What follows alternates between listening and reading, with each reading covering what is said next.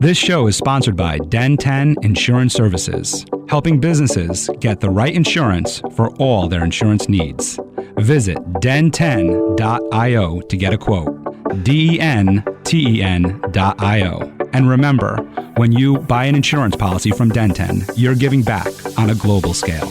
Hello, all my entrepreneurs and business leaders, and welcome to the Michael Esposito Show, where I interview titans of industry in order to inform, educate, and inspire you to be great. My guest today is a multi-instrumentalist, pianist, composer, and founder of Jazz for Peace. He is considered by many to be one of the finest singer-pianists performing today.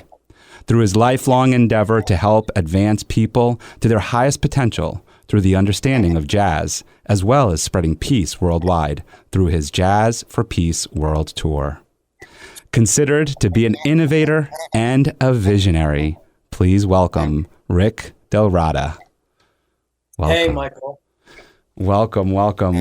This is, like as I said to you in our pre-recorded interview.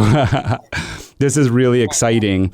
I'm very interested in the roots to Jazz for Peace, and I know we're going to get into that about all the different reasons why you started it and how 9/11 inspired it. But something that hits home for me that I learned about you that I have to start the top off of this with, because so many people know this about me, is that I am Haitian. My mother is from Haiti, and we celebrate the Haitian culture. We continue to with family and friends. And my parents started a non-for-profit with other family and community members back in 1993 called Forgotten Children of Haiti. And so we have deep roots there, and we still continuously help with another organization there called the St. Luke Foundation. And it's my understanding, and from what I've learned of so much about you, is that Haiti also holds a significant place in your heart. And you've done a tremendous amount of work for Haiti. And so I'm very interested in what spawned that for you. Yeah, it's absolutely huge. I mean, we have been in touch with different Haitian organizations, in the U.S. Commonly people do what you do. They want to help Haiti. They help from the U.S. and they'll send the funds or whatever and things that they're able to provide to that country, et cetera. But we had a situation where we were contacted from Haiti by a person. His name was, I think, Jean-Michel, something or other like that. And he had I think it was Haiti Scholarship Fund. He had this thing he was doing for children. And, he was explaining it to us, and we were talking to them, and we were just doing what we do, which is basically, we are who we say who we are. We're a philanthropic entity. And if someone contacts us in need or in help, we will work with them. I mean, you have to drop out. We won't drop you. You have to, unless you fall by the wayside, we will keep, working with you to try and assist you and make Jazz for Peace work for you. And we were telling them, look, this is what we do. This is how we've been doing it. It's a fundraising. It's a model called the Empowerment Tree. And, he was reading all the testimonials, and he was like, this is amazing. This would be great for my country. This would be great for, the kids and all that stuff. And they had these issues with the earthquake that were just devastating and all these things. And we were just going along. And, he was able to complete the easy step process, which enabled him to have, and anybody to have, a world-class cultural event at no cost to you, plus, and this plus is very important because you could give somebody that and they won't know what to do with it. You know what I mean? But plus the staffing, the expertise, the guidance, the advocacy, all of the things that it takes to make that event a success. So you not only get the event, but you get all of the, experience of Jazz for Peace and our team to make the event a success. And that's why people for years looked at our testimonials and said, it's just too good to be true. I just don't believe it. It's just too good to be true. And then they they just like got quiet and silent after so many videos came out from all over the world. I mean, you just can't Photoshop videos in Rwanda and, Kenya. I mean, it's crazy. So no, this is what we do. And this is why it's successful, because we don't just, first of all, we don't just throw money at a problem expecting to solve it. I don't know why people keep doing that. It's a form of insanity. I mean, literally you do the same, right? Didn't Einstein or one of them guys define it that way, right? You do the same thing over and over expecting a different result. You have to empower people. You have to do the things that we provide in this thing called an empowerment tree.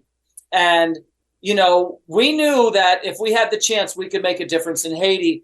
And he made it through the steps. We assisted him. We guided him. And the next thing I know, I'm in Haiti. I mean, I get off of a plane in Haiti, and it's pretty chaotic. I mean, it's kind of like, wow, what the heck is going on? I mean, everything's kind of, there's not much is really like structured. It's like, whoa, this airport is just, where do I find the people that came to pick me up? Well, there's nobody there to pick me up. And I'm like, oh boy, here we are starting a big, and my phone's not working because it doesn't work, the cell tower, whatever. So I'm like, holy Jesus, what is this thing going to be like, But nevertheless, I do what I say I'm going to do. And I said I'm going to go there. I go there. Whatever happens, happens. But I go there and I walk up to a guy with a patch on his eye. And apparently it turned out he had like lost his eye in that earthquake.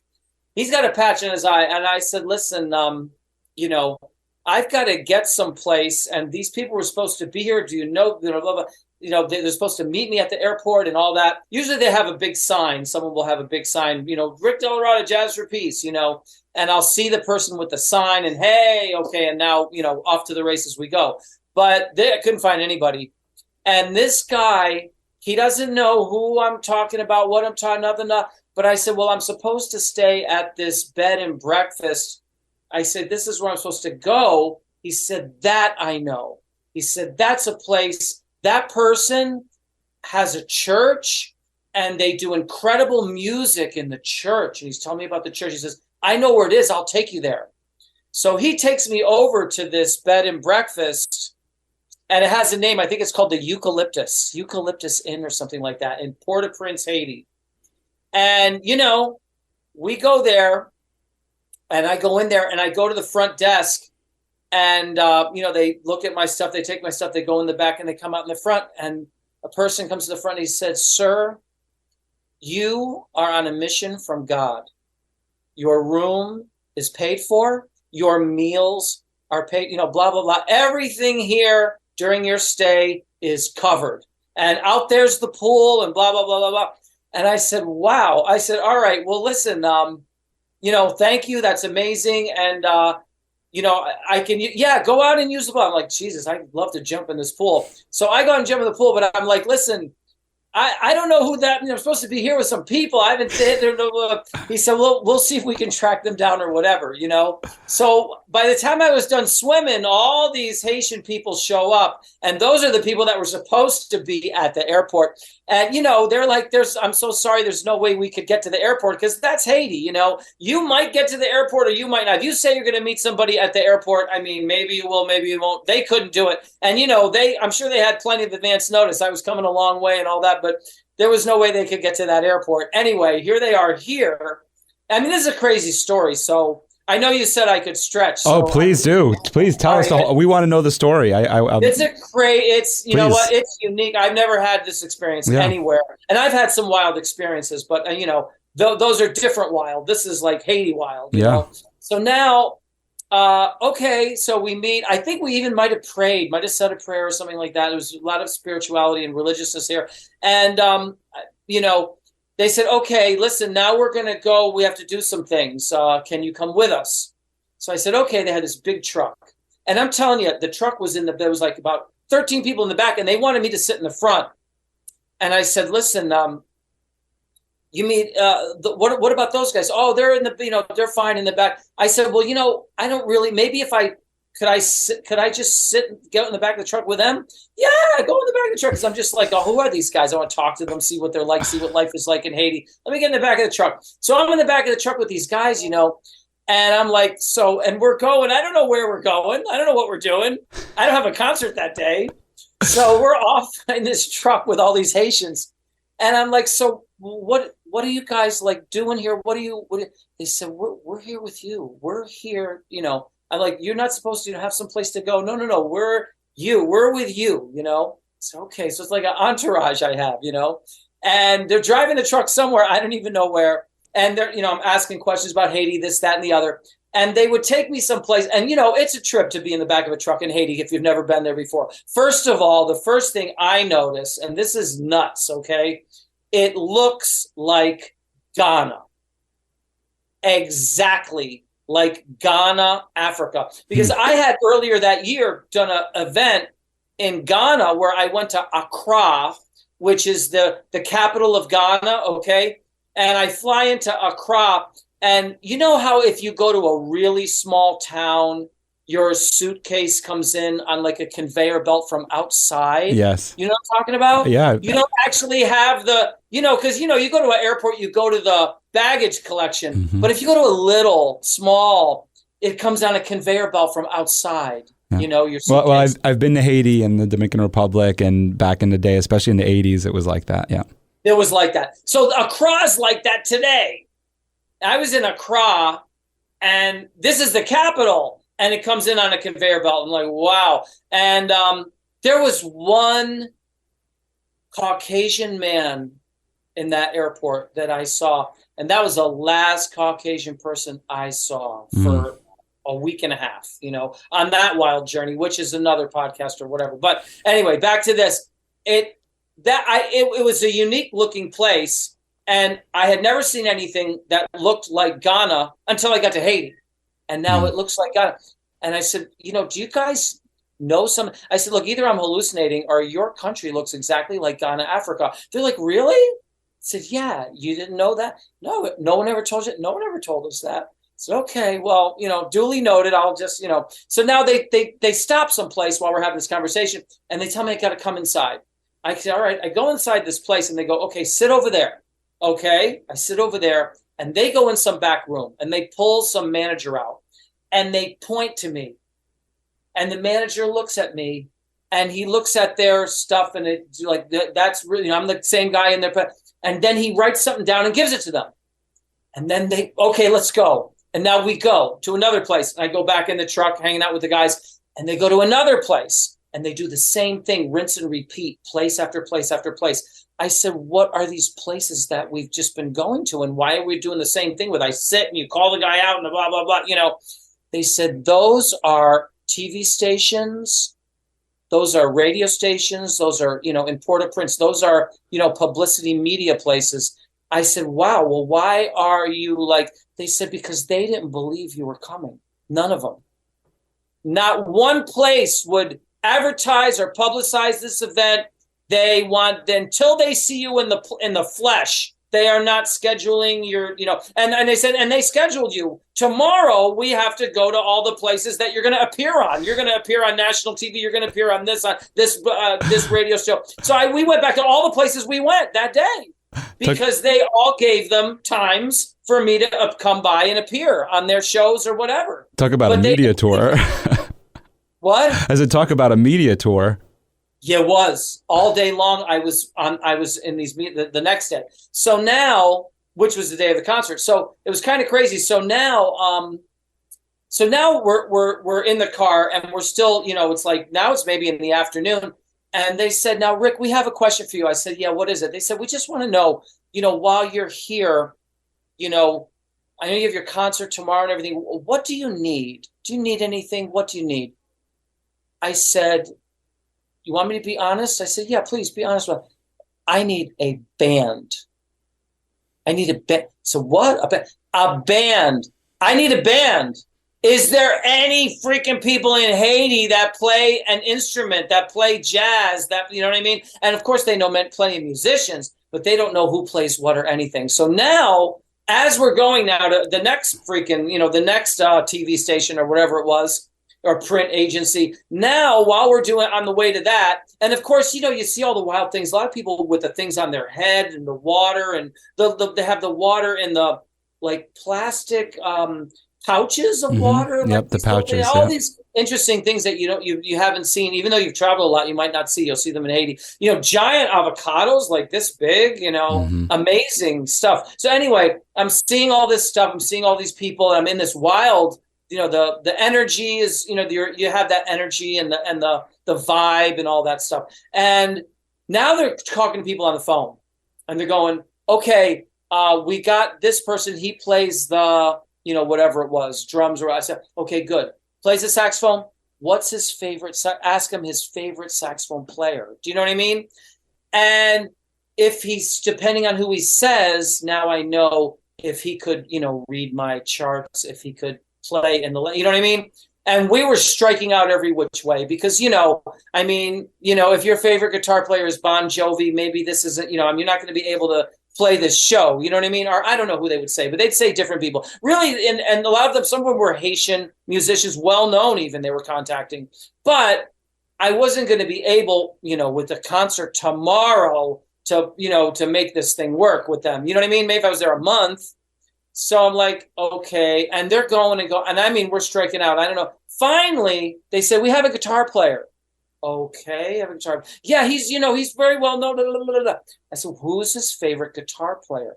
Because this is the thing. I have to, if I hear something, they said, Wes Montgomery. I said, give me that phone. Because if you say Wes Montgomery, now I know a ton of information. Do you know what I mean? Now I know that you're well-versed in the art form of jazz. Now I know that you know bebop. Now that I know that you know what I mean? Right. Ensemble playing, history, there's a whole, just from those two words, I know a whole bunch about this man. Right. Do you know what I mean? Yep. A lot. Just give me that phone. I said, hey, did you just say your favorite guitar player is Wes Montgomery? I said, listen, blah, blah, blah, blah, blah. He said, no problem. I got you. I said, listen, I need a drummer. I need a bass player. We're going to have you. I guess let's make it a quartet. If you have a sax player, see if you can find one. So check this out. After like 2 more stops, guess where we went? His house. And as we were driving up to his house, I heard him with the musicians on his screen porch or whatever, practicing my music. Wow. With the musicians who are going to play. So you follow me how fast that came together? So because he was the person I was looking for, he was able to get the other musicians that could play in my world. Do you follow me? Yeah. And they were able to, download my music, grab my records, listen to things, do all that. And they were just doing that from the time you know what I mean? So they had been doing that as we were, doing the other stuff on our way. So when I've done there, that's where they brought me to there. And that was my rehearsal for the show. That so far incredible, and I know that story's not over yet. But you do play impromptu music on podcasts, and so I feel like this is such a great opportunity right now. If you could share a little bit from that concert with us. Okay.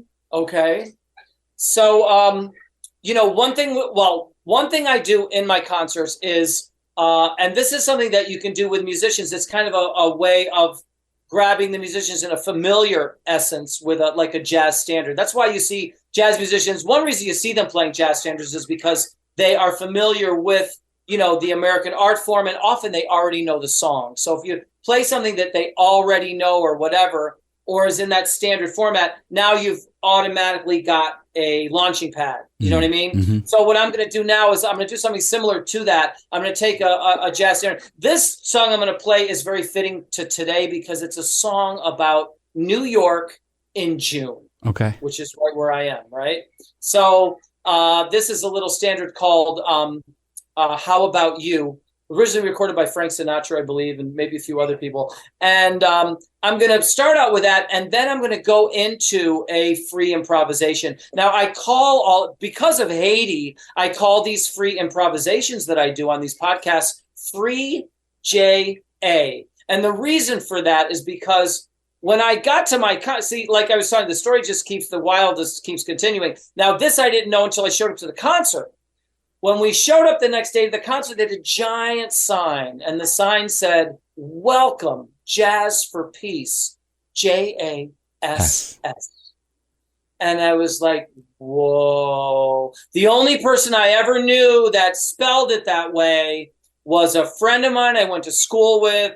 Lives out of Rochester now. His name is John Seiger, and he had an old traditional band called the Bourbon Street Jazz Band. And this person was a stickler for authenticity. So this was like he was playing the very first jazz that was ever evolved, you know, the very first, the stuff that Louis Armstrong, those guys in New Orleans. And now it all came full circle, even with Ghana, okay? Because, you know, when I went to Ghana, they took me to the slave castles, and the slave castles where they would, you know, they would take people actually captured, unfortunately, by their own people in Ghana, capture their own people to get the money from the slave ship, bring them to the slave castle. They would go from the slave castle onto the ship and to places like Haiti.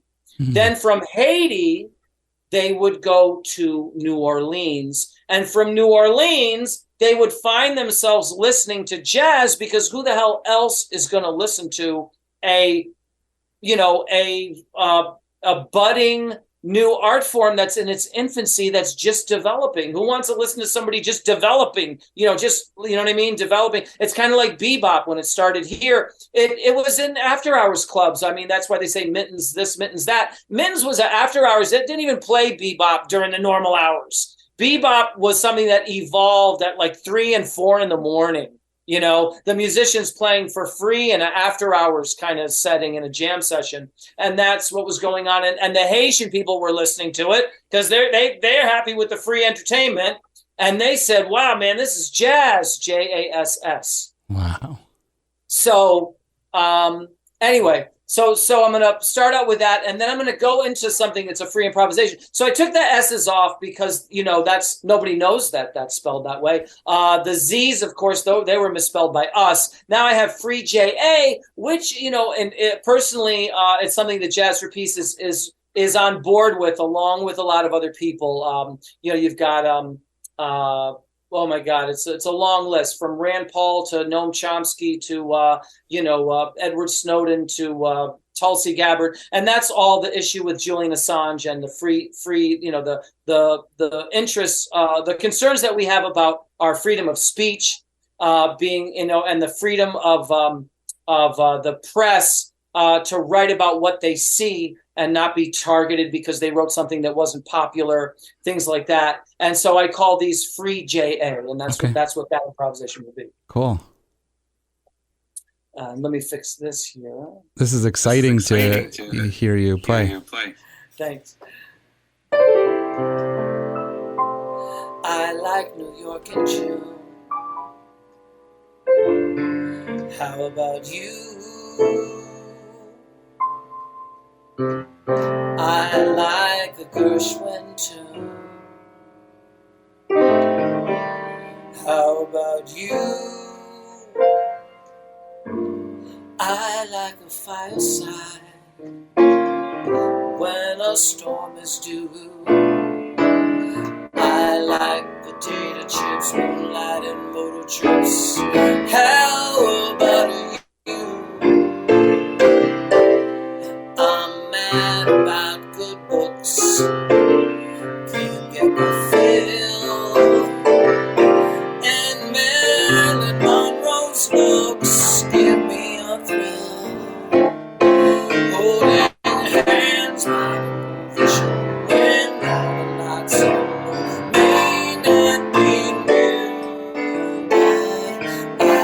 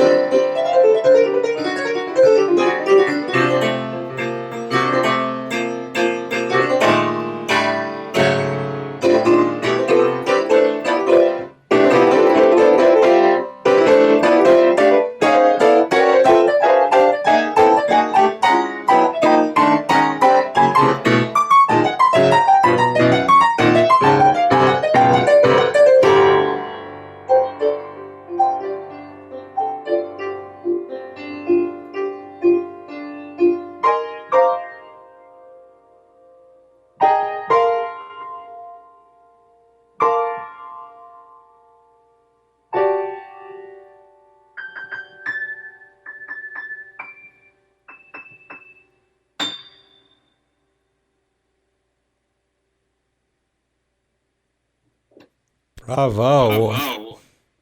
Wow. That was unique. That was Thanks. that was really cool. Definitely a first on the show here. Oh my goodness.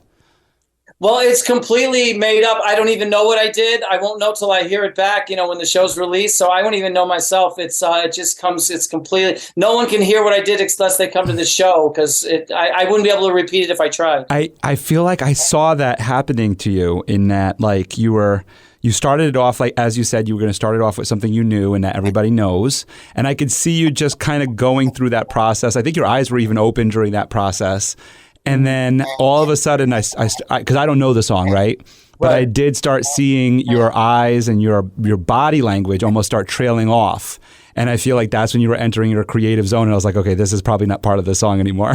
and then so like you went through that phase, and then you got deep. And then I saw there was like a certain portion where I was like, whoa, he's in a trance. Like, I can't, even if I called your name, I don't think you'd respond. And you got like very into a trance, and then started coming back, and I could tell that you were starting to come back in your body language. So it's so cool to kind of witness that and see you go through these different physical phases while doing the music. And since I don't know the music itself, I could just only go based off of what you're portraying to me. So pretty cool experience on my end. Yeah, it's cool to hear it from your perspective, because, like, I can't really see myself what I'm doing, but the description makes total sense, because what's happening is I'm just, I'm now launching from that. So I'm keeping, I'm keeping there's still a reference going on. There's still a reference, but as the journey, as you get further away from Cape Canaveral, let's say, Right. what I mean? Now next thing you know, you're being affected by, the space and the stars and the, the Van Allen belts, It reminds me, and staying on the Haiti path right now for a little bit, because so the last time I was in Haiti, I was I think I was 9 years old or 8 years old, and but I remember, so we stayed with family, and there were different things happening around us, and my father is very inquisitive and fearless in situations, and there was I believe it to have been a voodoo ceremony happening. And my father was very interested in learning what it was like and experiencing it. Now, just for some back knowledge on him, him and my mother, they've been married. They're going to be celebrating 50 years in August. And they had their engagement party in Haiti, and he's traveled to Haiti since every year since they've known each other. And in fact, that's what spawned Forgotten Children of Haiti. Was he had done a medical mission trip there with a good friend of his and my grandmother. And they had visited different hospitals and orphanages and some of the places that they had already been supporting and helping. And when he came back was in 93, when he came back and he said to my mother, we need something more formalized, and realized the need for everything happening there, especially since when he went at that point, it was in the 80s where the AIDS pandemic was just through the roof there. And so that's when they formalized Forgotten Children of Haiti. So that was just a little back knowledge as to his familiarity with Haiti and maybe attending some of these prior. So he decides to bring his 8-year-old Michael with him. That's me. And I'm pretty fearless in these situations too, in that, my father said, let's go. And I was like, all right, cool, let's go. I don't remember that per se, but this is what I remember and why I bring this up. Is we go to this ceremony of whatever it was. And I just remember it being dark. And I remember music being played. And I remember this woman in a trance. I just remember her just dancing, but not dancing in a way where you can, like I dance in a trance sometimes where I'm like, just really feeling the music and feeling my partner and really grooving to it, right? She was in a way where you can tell there was like a higher being or something that she was connecting with. And when you were kind of going down that path in your jazz, I was feeling that, and so I'm interested in your experience maybe in Haiti or in Ghana or in your travels of experiencing other people and ceremonies or things of this nature. Well, starting right what you said, I visited a voodoo doctor in Haiti. I mean, I think it was the day after my concert, and they were like, what do you want to do? What do you want to do today? And I knew about the, what they call the black magic or whatever, because there's, New Orleans had it from Haiti, and, New Orleans has it because of Haiti. And they had that movie, I think it was, something in the Garden of Good and Evil or something like that. It's like a movie about it. And I was like, I was just wondering, is that something you guys could take me to? Is that okay? Would that be something is it safe to do what, blah, blah, they said, no, we will take you to a black magic, doctor, voodoo doctor.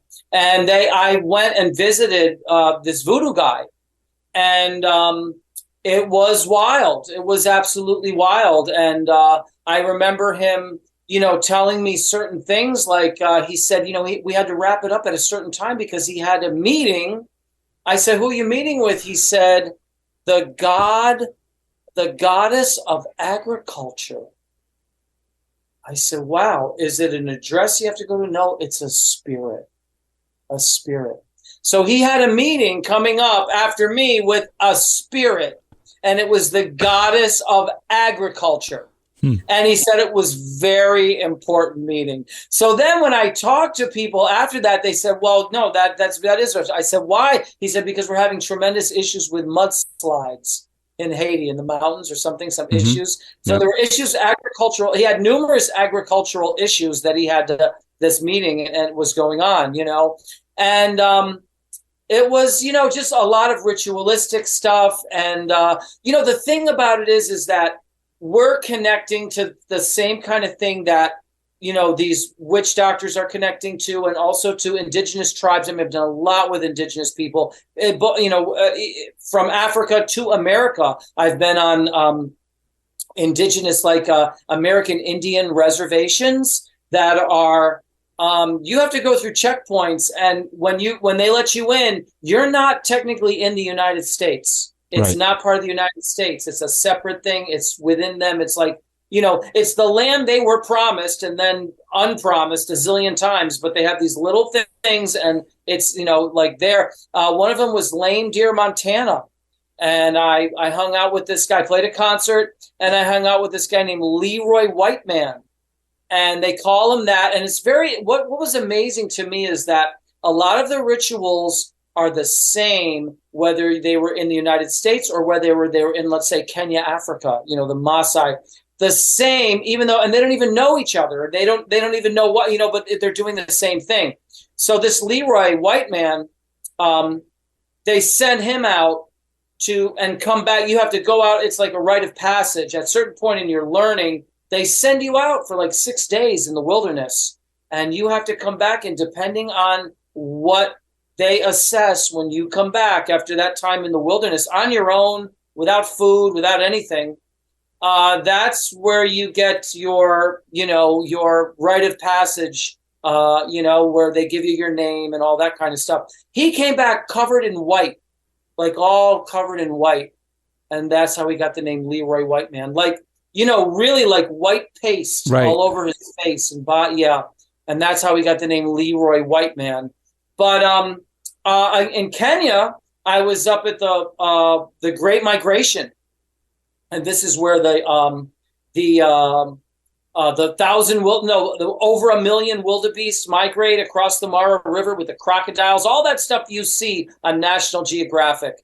I was there because there's an organization called here's what's crazy. There are 1.5 million nonprofits in the United States and over 10 million in the entire world. I thought after I started Jazz for Peace, that I would play a handful of concerts to help a few causes around New York City. And maybe if I played like 6 or 7, there's probably only 13 or 14 of them, So I'd cover half of them and, call it a day.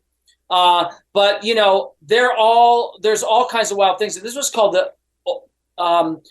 Olorianito. Oh, my God. I said it earlier. The one I said, that's them.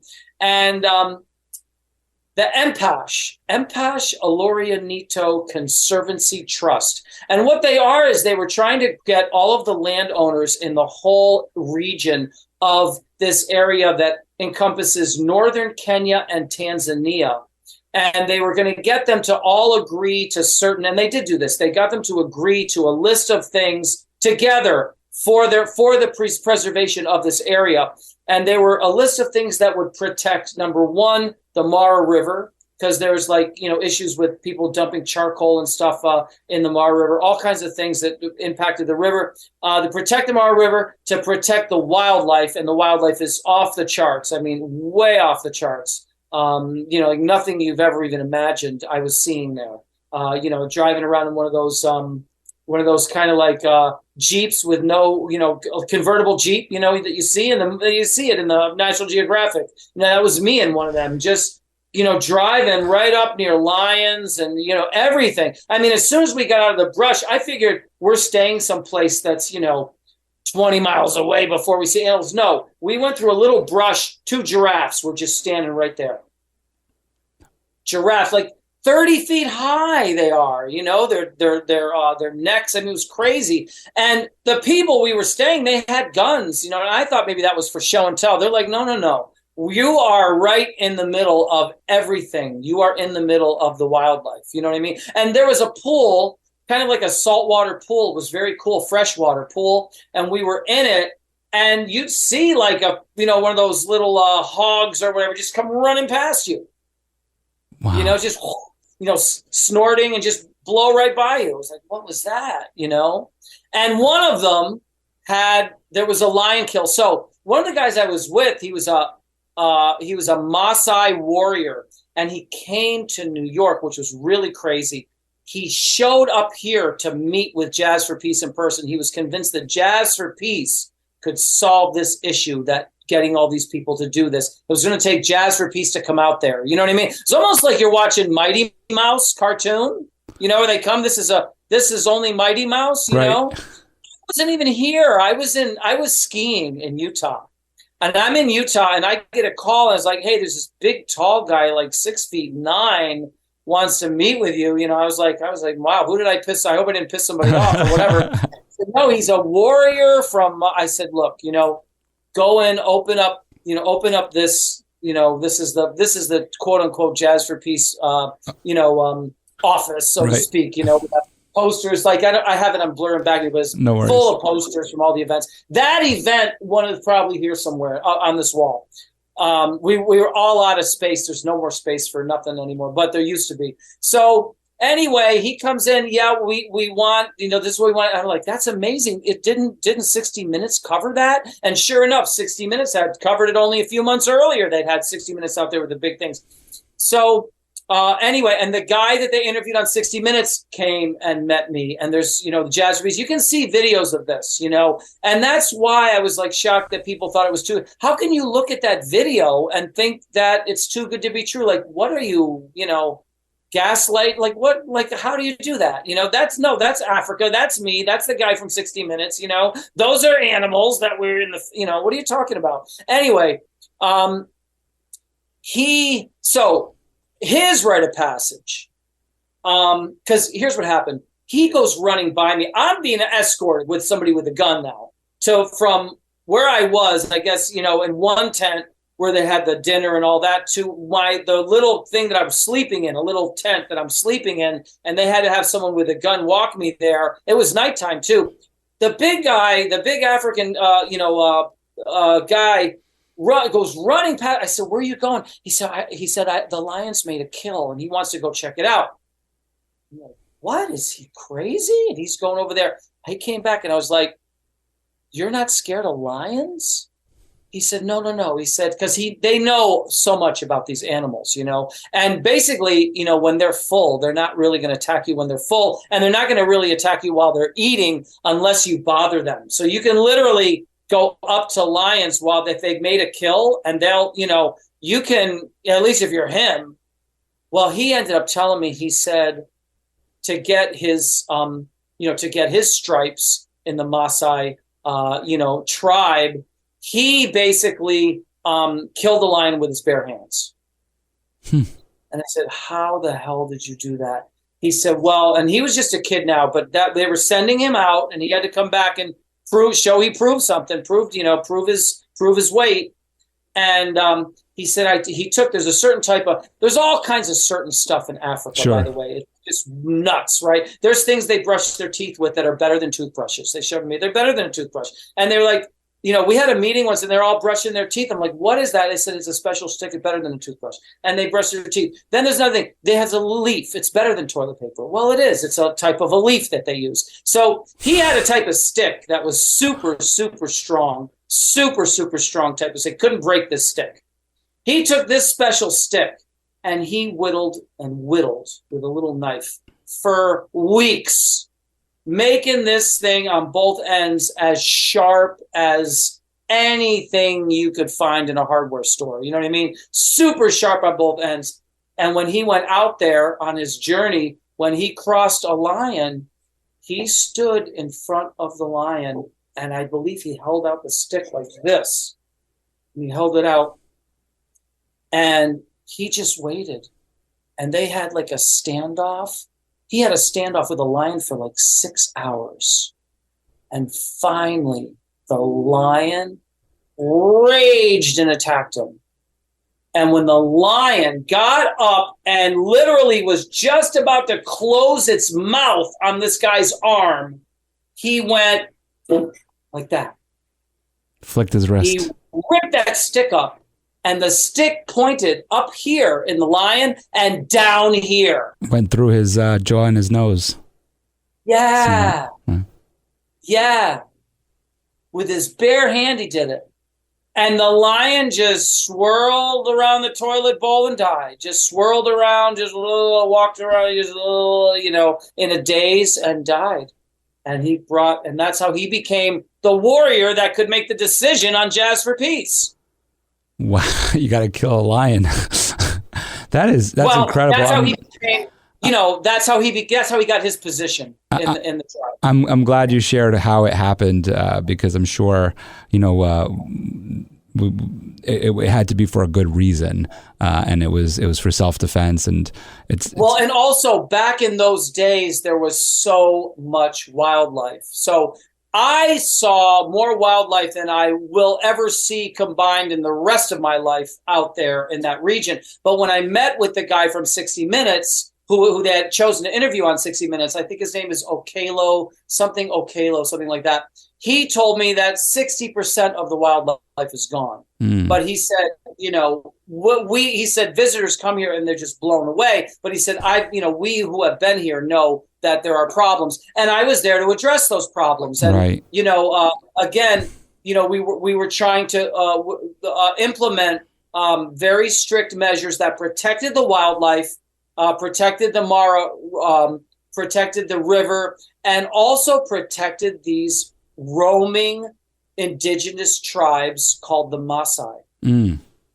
And so I met these Maasai people. I heard their music. They actually came to my concert back in Nairobi, and I had them do some of their indigenous songs and stuff on stage as part of the event. And when you think about that, protecting not just the wildlife, but then this tribe, it's the work that you're doing for Jazz for Peace is incredible, and you're continuously working with more non-for-profits. I'm interested now to go back into time with you a little bit and go back to your beginnings. You obviously have a very deep rooted passion for people and caring for people and helping people, and this you use music as the vehicle to be able to do this work. And so I'm very interested in what your youth was like or growing up, and where this was instilled in you to help others.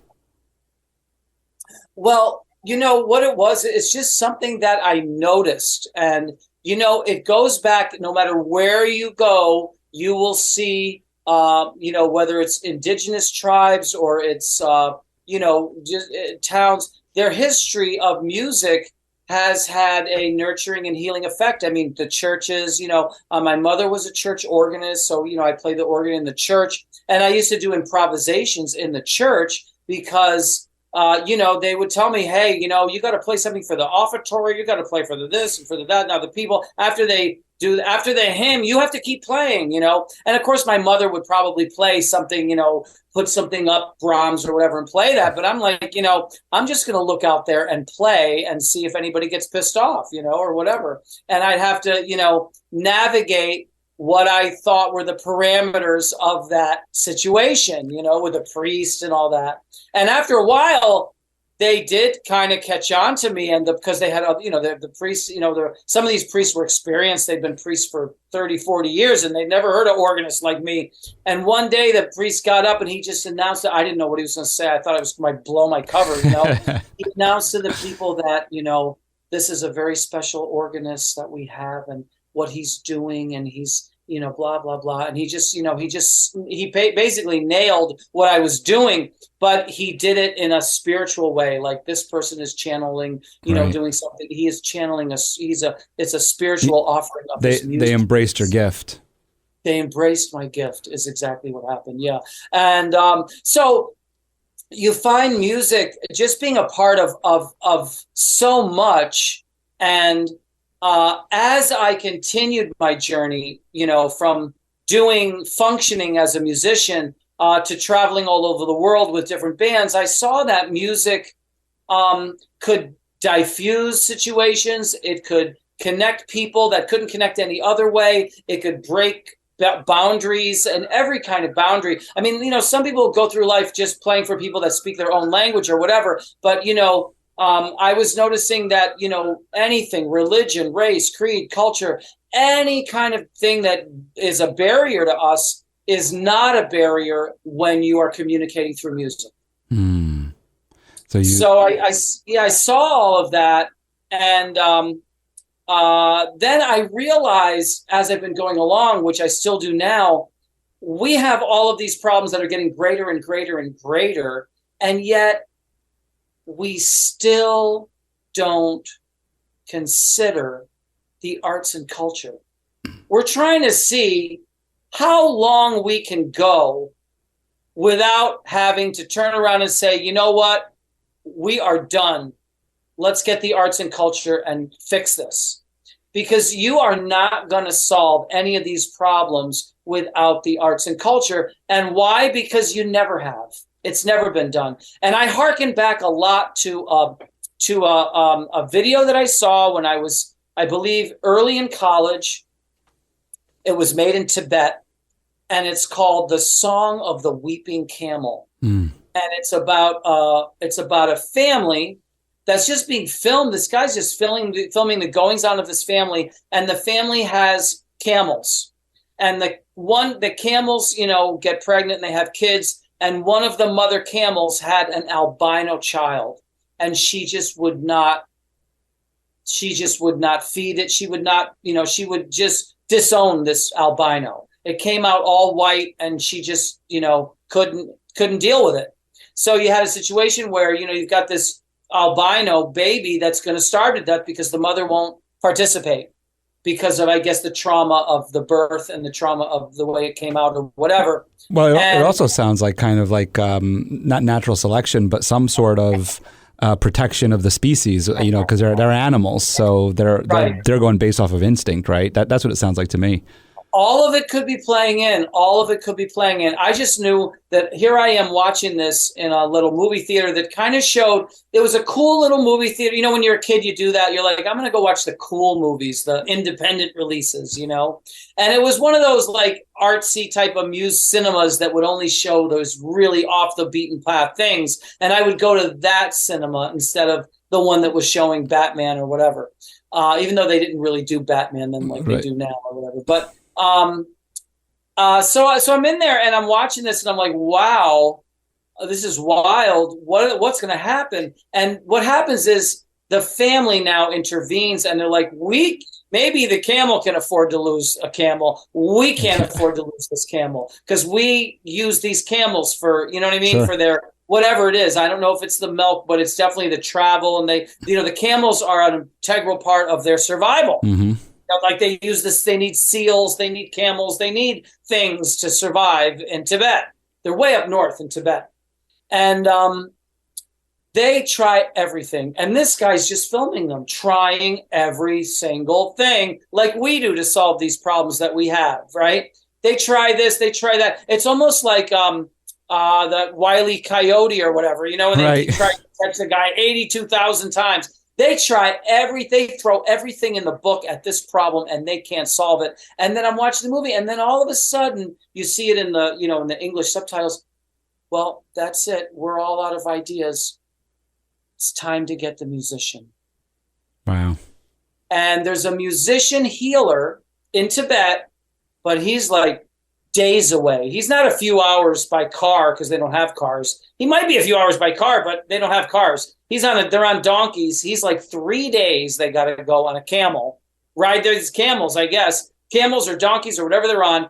They got to find this guy, and they go and look and they find him. Days now, find the guy, tell him the problem. He grabs up his musical instruments, gets on another camel or another donkey or whatever, camels and donkeys, who knows? Could be one of them, one of those little, I don't know, hitches it to that. I can't remember, but he's got a lot of stuff, and they bring it all the way back. Now he has to put these instruments like around because he's using the resonance from how like a bass or something has that big empty spot in the middle, like these little, it resonates, he's using all that stuff. So they place they place two things on the mother's sides, each of its sides, that's going to like, you know what I mean? They're going to resonate when he plays. Like vibrate. Vibrate, exactly. And he's got his thing, though. He's doing his thing. He's like very confident, this guy. He's like, he's just doing his job. He's there to solve the problem. It's going to be solved. He's going to do this job. He's going to solve it. Now, what he does is he puts this on, and then they bring the two together. And I mean, it's horrible because the poor child is terrified that the mother's going to just kill it right there. He doesn't want to get near the mother. The mother wants nothing to do with being brought next to the albino camel that's refused to feed. And now these two camels are held by people. They're holding them. They're trying to get away. And he just plays and plays and plays. And he plays and plays and plays. And he plays until the mother starts weeping uncontrollably, just gushes of tears coming down the mother's eyes, and game over.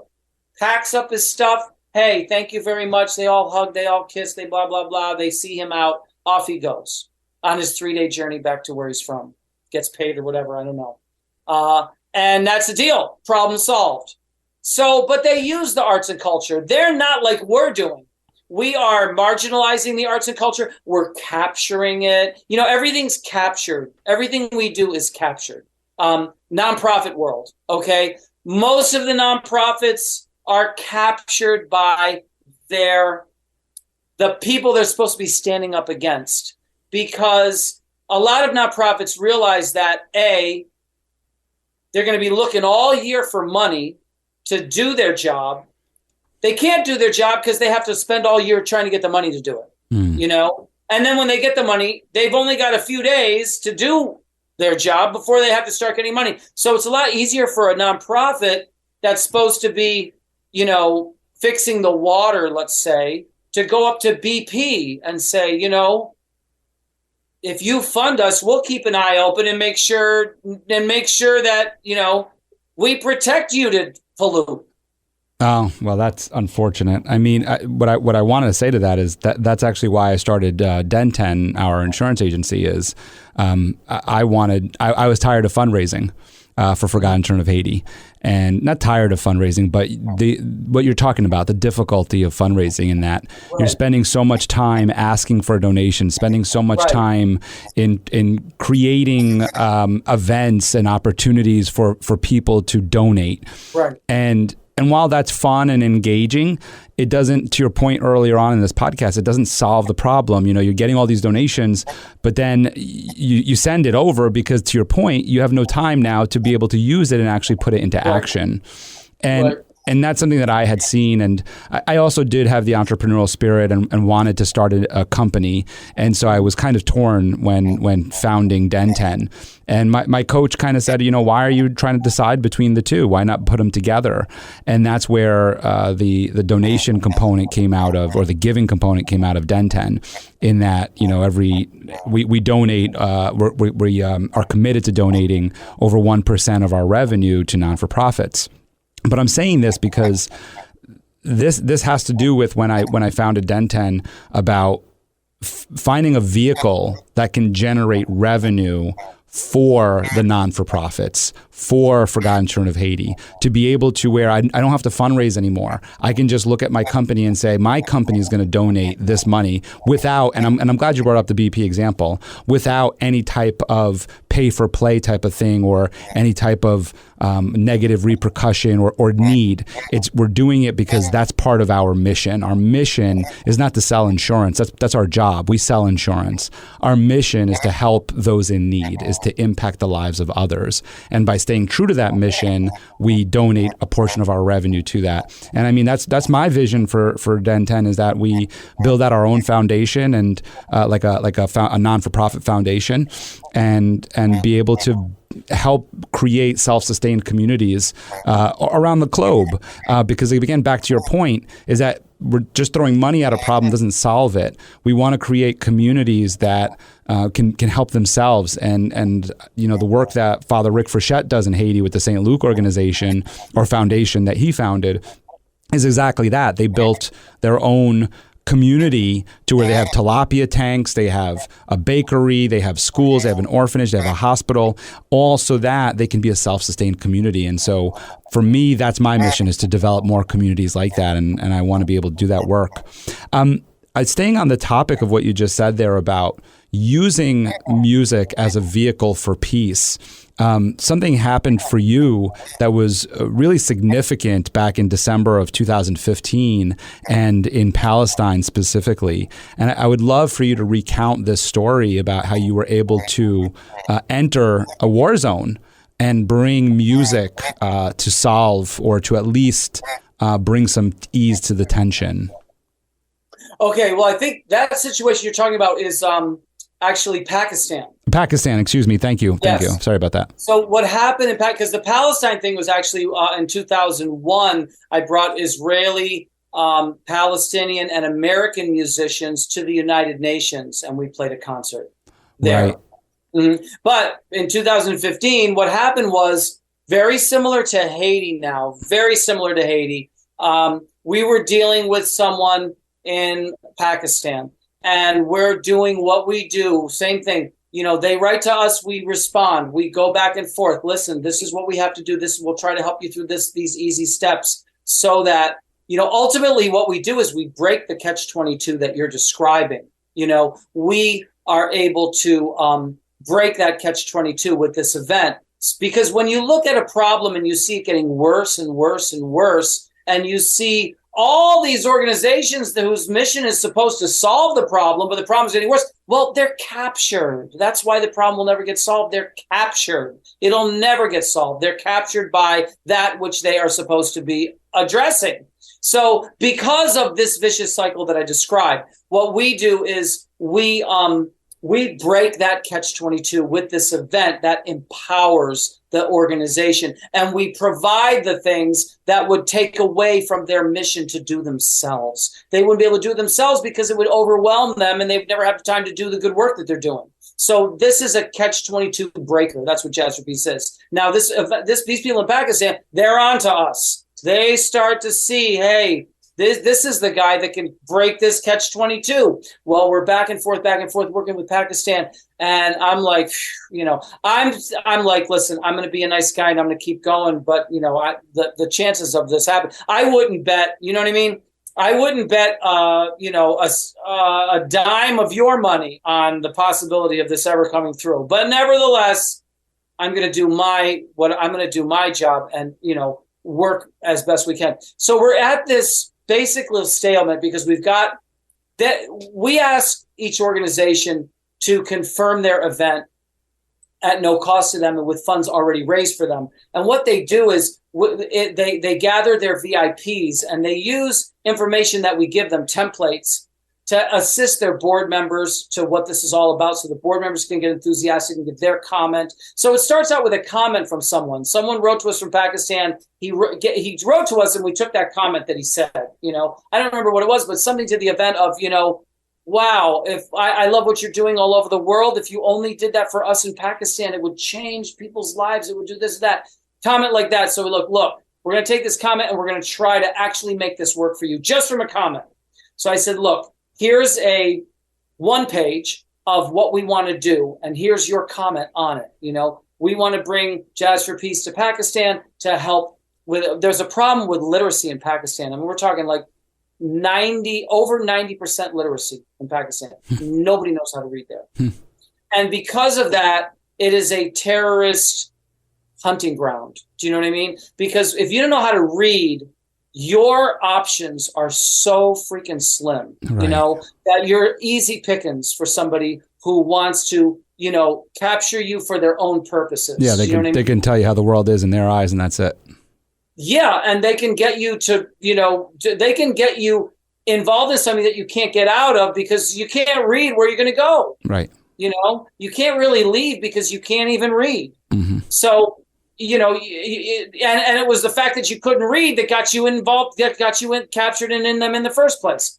So we're at a situation where they had their VIPs, they had people that wanted to go, but there were issues with, the currency, the current, their own. We couldn't get this event confirmed, and we had a few other sponsors, this, that. Finally, I get a call from a guy in Washington. And he's a Walmart worker, works for Walmart. And he told me, he said, listen, I have this passion, and my passion is literacy. And I've studied the world, and the biggest problem with literacy I find in Pakistan. And I've studied nonprofits and the solutions. And I have come to the conclusion that the best bang for my buck to address literacy in Pakistan is Jazz for Peace. And I'm going to come on board as a sponsor. And his sponsorship, along with all the work that we did, put this event over. They were able to confirm their event. You follow me? At no cost to them. And with funds already raised for them and in their bank account. That's what we do. That's what we could do, for you. And we've done it up there near Poughkeepsie. We'll be talking about it. I've already made a note in my mind. Yeah, I mean, if we can do it in Pakistan, we can do it anywhere. Believe me when I tell you that one. So, if you find out what I went through, you'll know if we can do it in Pakistan, there's no place we can't do it. Right. So, you know what? We contacted the people and we said, listen, it looks like everything together here. This is a confirmed event. You have qualified the easy ABC steps, and this is done. We're coming to Pakistan.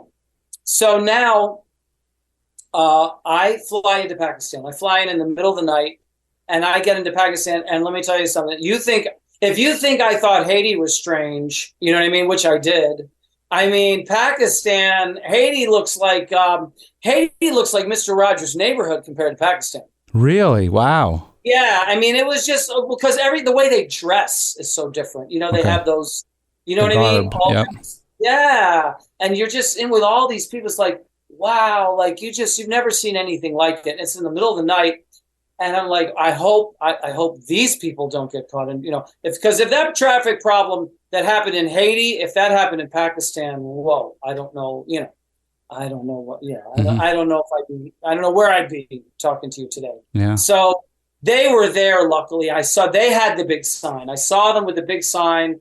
And they had lots of flowers. For whatever reason, flowers they felt meant they wanted me to feel safe, and they felt like by giving me flowers, they were, making me, easing my potential stress and tension for being all by myself in this place. Because I'm not bringing any musicians, I'm not going to be responsible for someone's wife and their kids. You know what I mean? Let me see if I can survive it. Right. So, yeah, so I go over to Pakistan and, we had so many problems just getting, before I even got there. I mean, the event was supposed to be in a church. The church had got bombed. Then it was at another church, and then it got threats. And then they moved it to another church, and then they contacted me, and they said, you can't have this. We can't do this event in any church, no church. So the event had to take place at the hotel because there was only one hotel also that, the consensus was this is a very high safety place. You know what I mean? Very guarded and all that. And it was. I mean, we drove up there. They drove me back when they picked me up and they drove me to the hotel. The hotel, I mean, we were like a half an hour just to get into the parking lot of the hotel. They had these guys opening they opened the trunk, but they opened the front and the back. I mean, they were looking all through that car for anything. And I came in there, and I the next morning they had an itinerary for me, so they came to pick me up, and we had a meeting, and they said, "Listen, this is our strategy." And they said, "Do you have any clothes? We have to. We don't want you to dress in your normal clothes." And they had this car. The car looked like what you'd see like John Gotti or somebody drive. You know what I'm saying? Had the tinted windows. You couldn't see into this car. You could only see out. And that's the car they had for me. And they said, "There's the car. We're going to take you." And I didn't even know where they were taking me. And you were very trusting. Yeah, and I said, well, that's the thing. If this amount of trust can take place for me in Pakistan, Rwanda, these places that I've been, I mean, it's absurd that we can't trust each other enough in, Westchester and, you know what I mean? Rochester or whatever, you know what I mean? That we can't trust each other enough to solve these problems. If you see the trust that, I've been involved with these outstanding causes who, like I said, really are not captured. They really are. And that's why I feel we can solve all of our problems, because if you take those ones that are marginalized, no one who knows who they are, no one knows who they are. So that's part of what we do. We publicize them nationally, locally, and internationally. That's just one of the branches of the empowerment tree. So, and that's branch number 3, to get technical, is publicity and awareness. Branch number 2 is local sponsors. You know what I mean? Branch number 4 is international publicity with international sponsors. Branch number 5 new and prestigious supporters. So we have all these branches, and when you add them all up, it's an extraordinary, helpful step forward for that organization. And that's why you see the testimonials so glowing. Mm-hmm. So they got this car, and they said, do you have any, clothes? I said, listen, I was in Nepal, and I brought Nepal clothes. They said, good, wear those. Those look like you live in this region. They said, here's what we're going to do. When you get out of the car, we're going to be surrounded you. And by the time anyone even knows you're a Westerner, you're already going to be in where we're taking you. And I said, where are you taking me? He said, we're taking you to the schools to see the children and meet all of the children that are being helped by your work. And what they were doing is they didn't even have enough teachers. There's so many kids that can't read. They had to bring mothers. They were teaching mothers how to read. And then the mothers teach giant rooms full of children. So they brought me in these keyboard, and I'd play and talk and hang out with the kids. And then they take me out into the, into the mafia style car I go, and a Gambino car or whatever, and to the next school.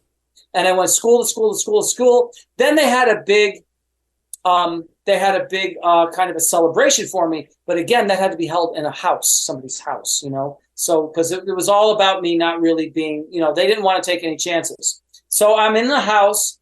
I'll tell you, the best rice I ever had in my whole life was in Pakistan. Wow. This house, yeah. Just insanely good. I don't know how they did it. It was just unbelievable rice. Absolutely incredible rice dish with, some other, it was a lot of dishes, but I just remembered like one of them standing out. I was like, this is the best I've ever had in any country. And I've been to a lot of places. I had only been to Nepal a couple months earlier, and that was amazing. That was amazing stuff. But anyway, and all these concerts, by the way, they're like, as you can see, it's a whole story all unto itself. So now I'm in this house, and I get unbelievable jet lag, like unreal jet lag, and I literally have to go to sleep. I mean, I'm like this. It's almost like I've been drugged, but I wasn't drugged. But I was like, oh my, I can't stay awake anymore. They said, look, lie down. We have to go do some stuff. But when we're done, we'll come back. It's already nighttime. I fall asleep. The next thing I know, I wake up. I'm in a pitch black room all by myself. And I can't get out of here if I want to. Do you know what I mean? First of all, there's outside is donkeys, people riding carts and donkeys. You know what I mean? Nobody speaks English. Nobody can even read, let alone speak English. Right. And I can't ask somebody, well, how do I get back? I don't even know if I remember the name of my hotel. I don't know the address of it. I'm not online. I can't find anything. I'm here in this room.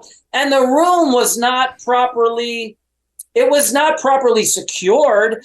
There was there wasn't a window. I guess a window had been broken, or there was no window. And there was just a little kind of a sheet covering it, and it was blowing in the wind. And I could hear like weird things that sounded like gunshots and weird sounds outside and all kinds of weird noises coming from the outside, and it was pitch black. And I went up to where I could find a door and open the door. And I look outside. There's nobody in the house now. Nobody in this place, just me. There's one other person, and that person doesn't speak any English. I try to ask a question. Nothing. I can't, where did they go? I can't communicate. Right. There's no common language like Latin combines French and Italian and English and everything, where there's some commonality, but there's nothing between. No commonality with this language. You're right. Pakistan. Good luck finding a similar English word. Right. So now, little did I know, I was literally only a few hours away from where Bo Bergdahl was being held captive by the Taliban then. Now, I don't know if you know the story of Bo Bergdahl. I didn't know it, but someone told me when I got back. I was actually on a tram. I was skiing again in Utah, and I get off this tram. Some guy from the news in Utah who knew me said, hey, man, I heard you went to Pakistan. Bo Bergdahl gave me a podcast. And Bo Bergdahl is a United States military person who wandered off his base. I don't know how or why. Doesn't make any sense, but he wandered off the base, walked out of his military base, and got picked up and captured by the Taliban and was for 5 years. Not far from where I was. And like I said, this is just the deal. I'm like, There's nothing I can do here. I mean, we don't know what's, I could anything, anything, your mind, you don't want to use your imagination because who the hell knows what, I'm by myself. I'm in a dark room. Finally, two other people come in with a giant cake in the other room because I'm peeking in just to see if there's any, hope of civilization or anything. Another person, these two people come in and they have a cake, and I came out and they said they knew who I was. They said, "You want some cake?" I said, "Yeah." I said, "Okay." They just got married, and they told me that they liked my music and they were coming to the event the next day. And I said, "Well, how do you even hear my music?" Because YouTube was blocked at that time in Pakistan. Maybe still, I know at that time, no YouTube. So I had to do this end around to get my music even to them. You know what I mean? To hear. And I think they were getting it maybe off Vimeo or something. They had to get off another platform. And they told me a song that they liked actually called. Would you play it? What? Would you play it? Play it? Yeah, I can. Let me play a little of this song that. Yeah, this will be cool. If I remember. Okay. I love it. I love it. Yeah.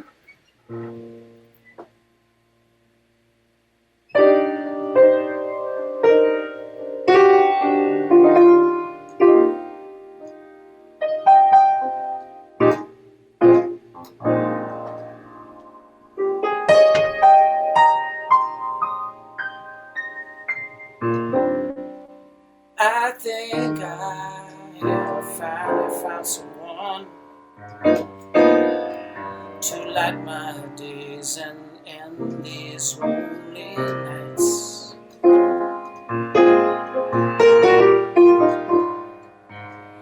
You're the sweetest girl man could ever find. So long my heart has waited for you. I no longer wish upon the stars to find someone to share this life with me.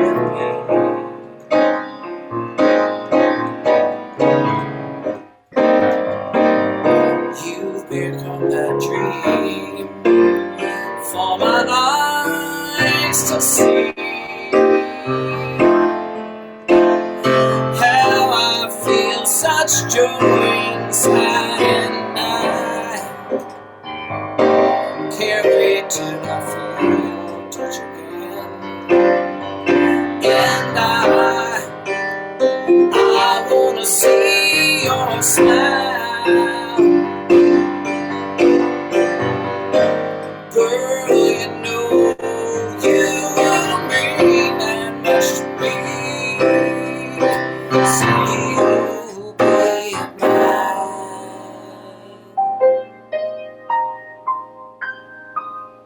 for a while.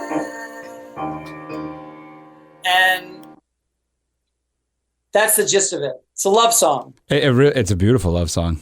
And that's an original. That's yours. It's an original piece. Yeah. Wow. Yeah.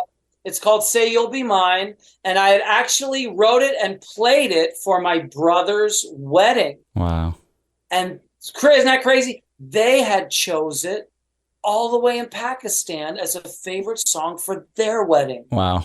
That's incredible. So here I am in this wild thing. So now you're going from 0 to 100, because before that, I really didn't know, you know what I mean?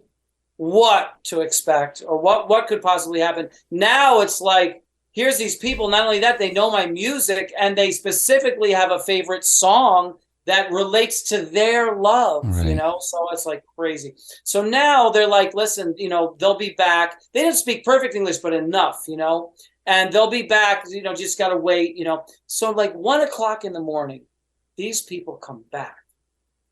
I said, what the heck? All that, what could you possibly be doing? They said, we had to get this document signed or there would have been no concert tomorrow. And they showed me this thing from City Hall that had do's and don'ts. I mean, and you know what? It's online. So you can go, you can see this whole thing. You go to jazzforpeace.org/live in Pakistan.pdf. If you go there, you'll see that document. You'll see the car I'm telling you about. You'll see all kinds of pictures, and you can see a video.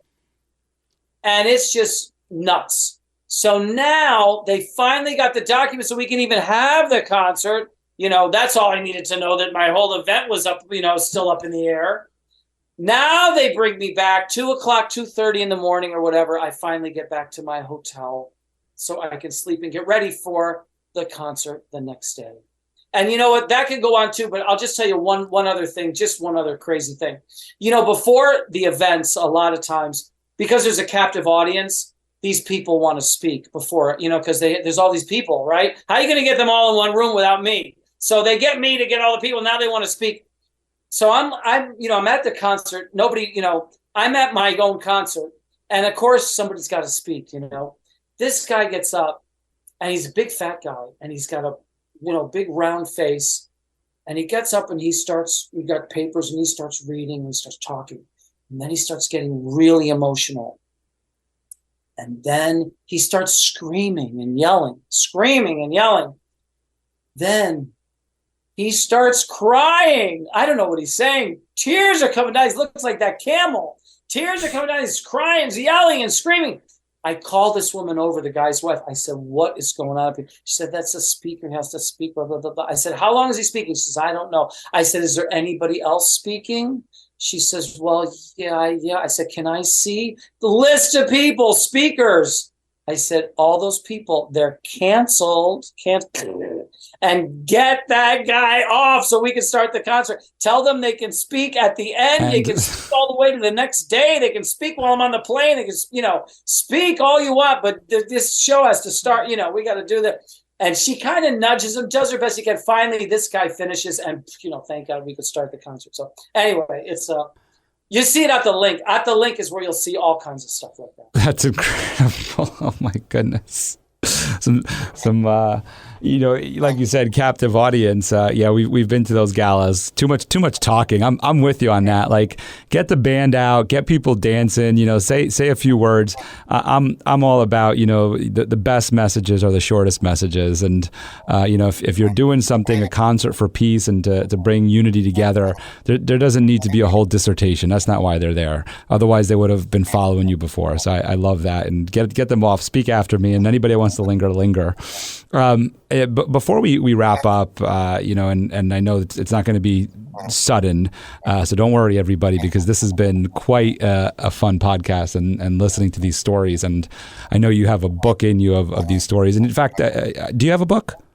Well, it's what's craziest thing. I have been on author podcasts with no book. That's and I said, why did you even want to have me on? I don't even have a book. Everybody else is an author.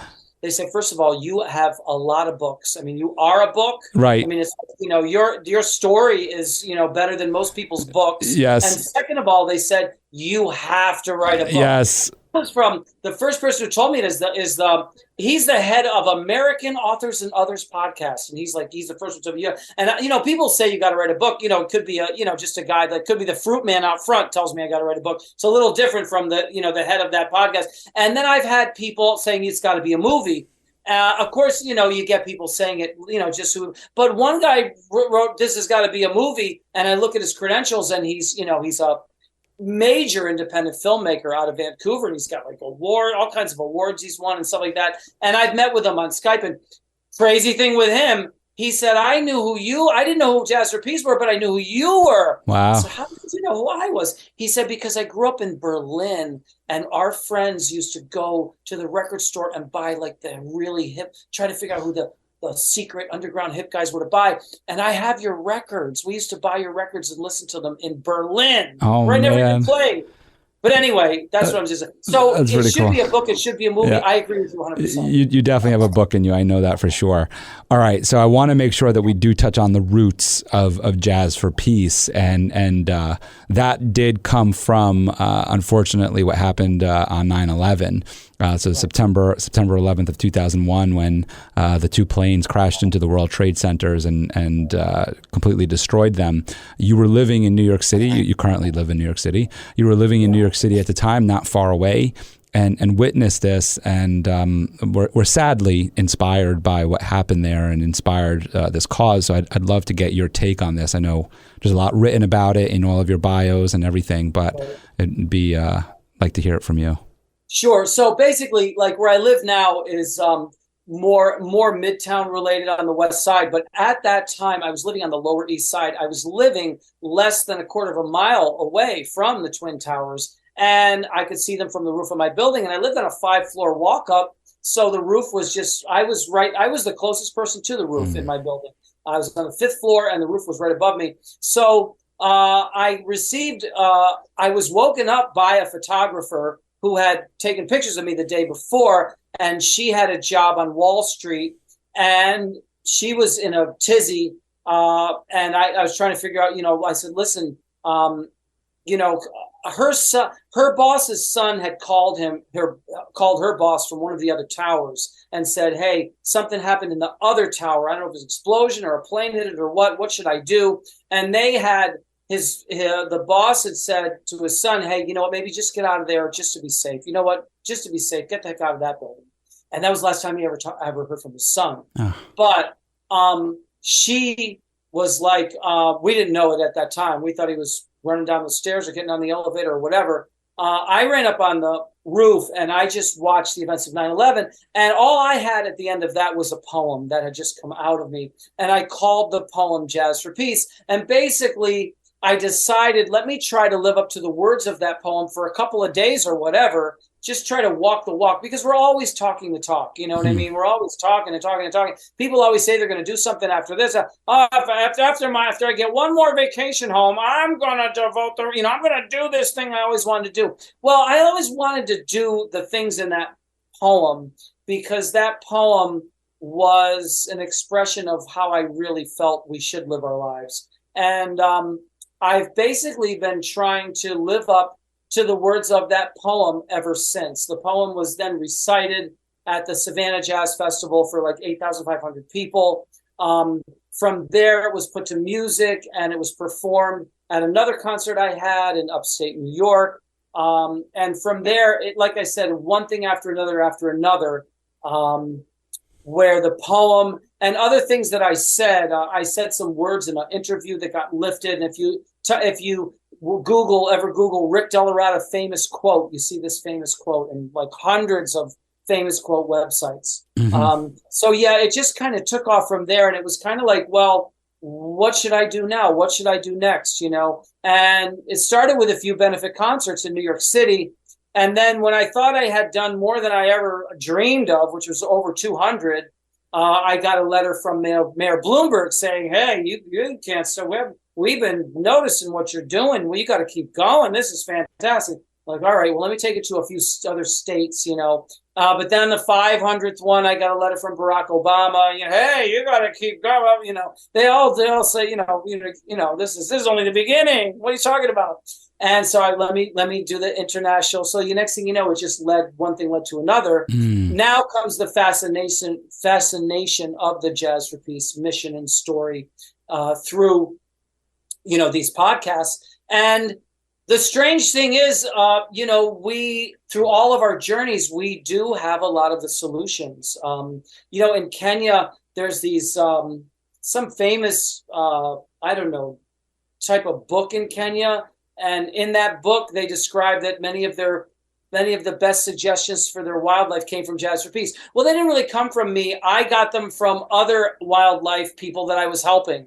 So I think it was saving these turtles over in Mexico, where they told me how they sell the wildlife to the vacationers and all that. And I just conveyed that over to them. But that's what we have. We have a lot of knowledge that we've learned from all these different people. When we work for an organization that we know they don't have all these fundraising tips, because why would the Red Cross share their secrets with you. You know what I mean? But we have them because we've done multiple events for the Red Cross. At the same time, we've done multiple events with the Habitat for Humanity, or the United Way, or Special Olympics. So we've learned from all these people, and we can share them with you. You know what I mean? So these are just, again, part of empowering outstanding causes, so that they don't have to be captured, and they don't have to go running around all day looking for their funding, when they should be solving the problem of their mission. The other thing we have that is even bigger than everything, that probably takes some time to get to, because again, it's too good to be true, is a trickle up economic system just for philanthropy. And those are ideas that we have that, I'm telling you, would solve a lot of our problems. Because see, you've got trickle down, right? But trickle down doesn't work for everybody. You know what I mean? Doesn't work for people that get the money last. We want through the Jazz for Peace cryptocurrency, called Trickle, we can actually help these people get funded first.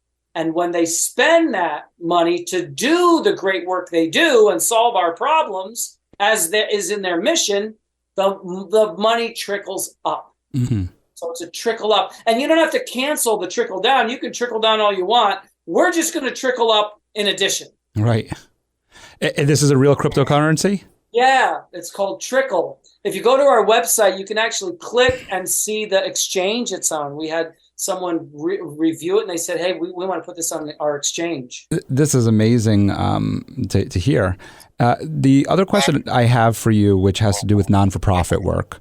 There was a really great TED Talk, and I can't remember who the person was, speaking about the non-for-profit space, in that it's I forget exactly how he talks about it, how I can say this where it doesn't really cause too much of a backlash, to be quite honest. But what he talks about is that there was a negative connotation given to people who raised money in the non-for-profit space, but also took an earning.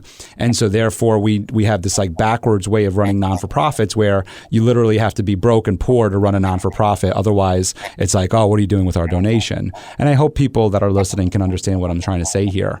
And so what I'm interested in asking you is, how do you create a non-for-profit where you can go skiing in Utah, where you can help solve so many problems in the world? You can bring Jazz for Peace across different, all sorts of different cultures, and help others, but then also be able to generate an income for yourself to live a life that's also fulfilling for you outside of donating and giving and volunteering.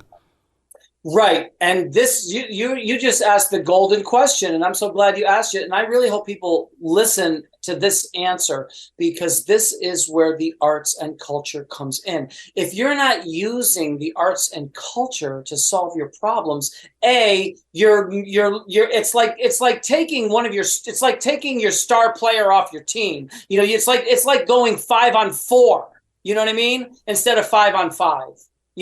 If you play a basketball game and you take one of those members out, you know what I mean? And he's a really good player, as the arts and culture is, you're not going to, it's like the Heat going up against that was over the finals, right? If you take one of those guys, they take Jimmy Butler off the Heat, and you don't even replace him with anybody, you just go 4-on-5 against the Nuggets, you're going to have lucky beating them with him. Without him, you don't have a chance. We don't have a chance without the arts and culture. And that's how we do it, because guess what? Jazz for Peace raises more funds for outstanding causes than the amount it costs to put the events on. So that's the catch. See, a lot of people complain and they say, I gave my dollar to such and such, and I found out that only 9 cents of it is going to actual people. You see what I mean? But see, through the arts and culture and our fundraising model, we're raising more funds for, let's say, your outstanding cause in Poughkeepsie, or an outstanding cause in Poughkeepsie, okay, then it would cost us to put it on. So in other words, your donation to Jazz for Peace, you're not getting 90 cents on the dollar. You're not getting 99. You're getting more than $1 on the dollar. because we're using the dollar to raise funds for the outstanding cause, and we're raising more than it costs to put them on. So in other words, you tell somebody, you know what, if you gave $1 to Jazz for Peace, it's like giving $3.72 to a charity. And they won't believe it, except that it's true, because we are empowering the organization through a fundraising model that raises more than the cost to put the event on. Yeah, so it's the idea of 10% of a small pie versus 10% of a really large pie. Well, what it really boils down to is we're generating through this event. You see what I mean? The arts and culture is a generator unto itself. So my concert for you, let's say let's say we get it confirmed, right?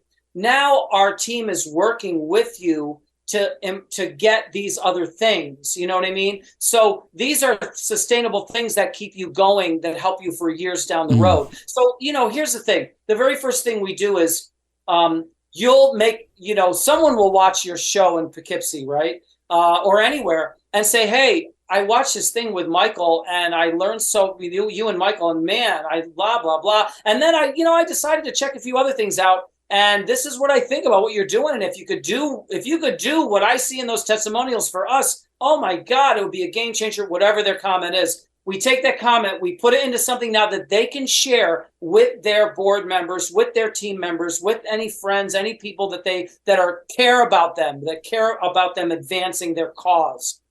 Those people will look at it, okay? If they take the time to do it, if they get out of their zone for a second and just read it, look at it, do their due diligence, and those people will say the same thing. Oh my God, we've been waiting for something like this. Holy Jesus. How come I never heard of these guys? Whatever they say, I don't care. As long as I can look at the comments and names and see these people would be willing to be a VIP guest of honor at this event and practically get paid to attend by all of the things that the sponsors provide to the VIPs. Because that's what these people are going to be. They're going to be VIPs, not general admission. So they're literally going to get paid to come anyway. So now we've got these people on board. So guess what I'll do? Not just me, but our team here. We will look at them and we'll see and go over it with you and say, hey, look at this comment. I mean, that person, he really gets it. I'll bet that person would invite his friends and his family, maybe, or maybe some of his people that he's wanted to bring into this cause to also be a VIP guest, because it's a great deal to be a VIP at one of these events. You can see videos of other events, to know what I mean. And you talk to him and he says, yeah, he'll do that. Hey, so now we got 4 or 5 other people that'll do it. And that's minimum. Sometimes we get 10 or 20, but you get 5 other people that are also going to make a VIP list. Now you've got 5 VIP lists, 5 of them, right? Let's say there's 20 people on each list, right? That's 100 people. Got it? 100 people. They're not going to come alone. Right. They're not going to leave their wife at home. So they're going to come accompanied. That's 200 VIPs. Do you know what I mean? So that's what I'm saying. So now you've got that enables the event to be confirmed at no cost to you and with funds already raised for you. But it also enables them to come to an event that they're pretty much going to get paid to attend, because the sponsors now, we use that VIP list to get the sponsors involved.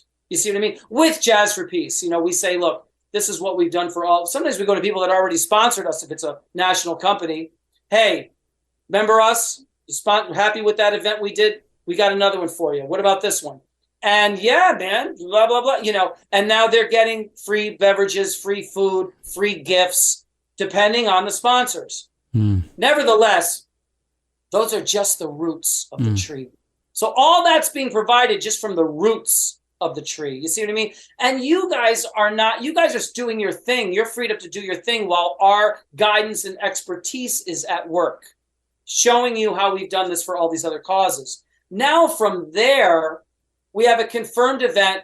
We are able to get a venue involved because venues love, opportunities like this, a full house of people. And we're able to show the sponsors come on board. With all of that, We've got a tree up to here. Now this branch is ready to grow, just like in a tree. Now this branch, now it's time for this branch. Well, what's that branch? That's publicity and awareness. You know, we're not going up to the local radio station or whatever and saying, hey, you know, we may or may not have something on such and such a day, and I don't know if anyone will be there. No, this is what we have. We have all of this. You know, wow, we want to announce that. We want to be a part of it. Let's have Rick on the show. Let's do this. And on we go with this tree, and that's how we're able to get prestigious supporters. While we're doing it, we're showing you all of the fundraising techniques that we've learned from others. You're choosing some that you think will work for you. You know, it could be, hey, maybe this, let's try the silent auction, whatever it is, you know. Anyway, that's what we're doing. And so what I'm saying is we're able to provide more value than even the entire amount of the donation. Right. So we provide a lot of value to the donor, and we teach the nonprofits how to increase their value to you know what I mean? We share everything. So we teach you how to appeal to donors in a way that doesn't make them look and say, oh my God, only 7 cents is going to go to the kid. Right. Leaving them better than you found them. Yeah, and we teach them how to get around these aspects. I mean, we taught one organization, there's a video of it, we taught them how to brand themselves because their stuff was getting pirated in China. And then they were selling things that looked exactly like them back in that country that they didn't make. Wow. Yeah, so, you know. And what I heard there, too, is that it's run through more of a business model than it is just a fundraising model, is what it sounds like. Well, you know, I'm not sure. I never, you know what? All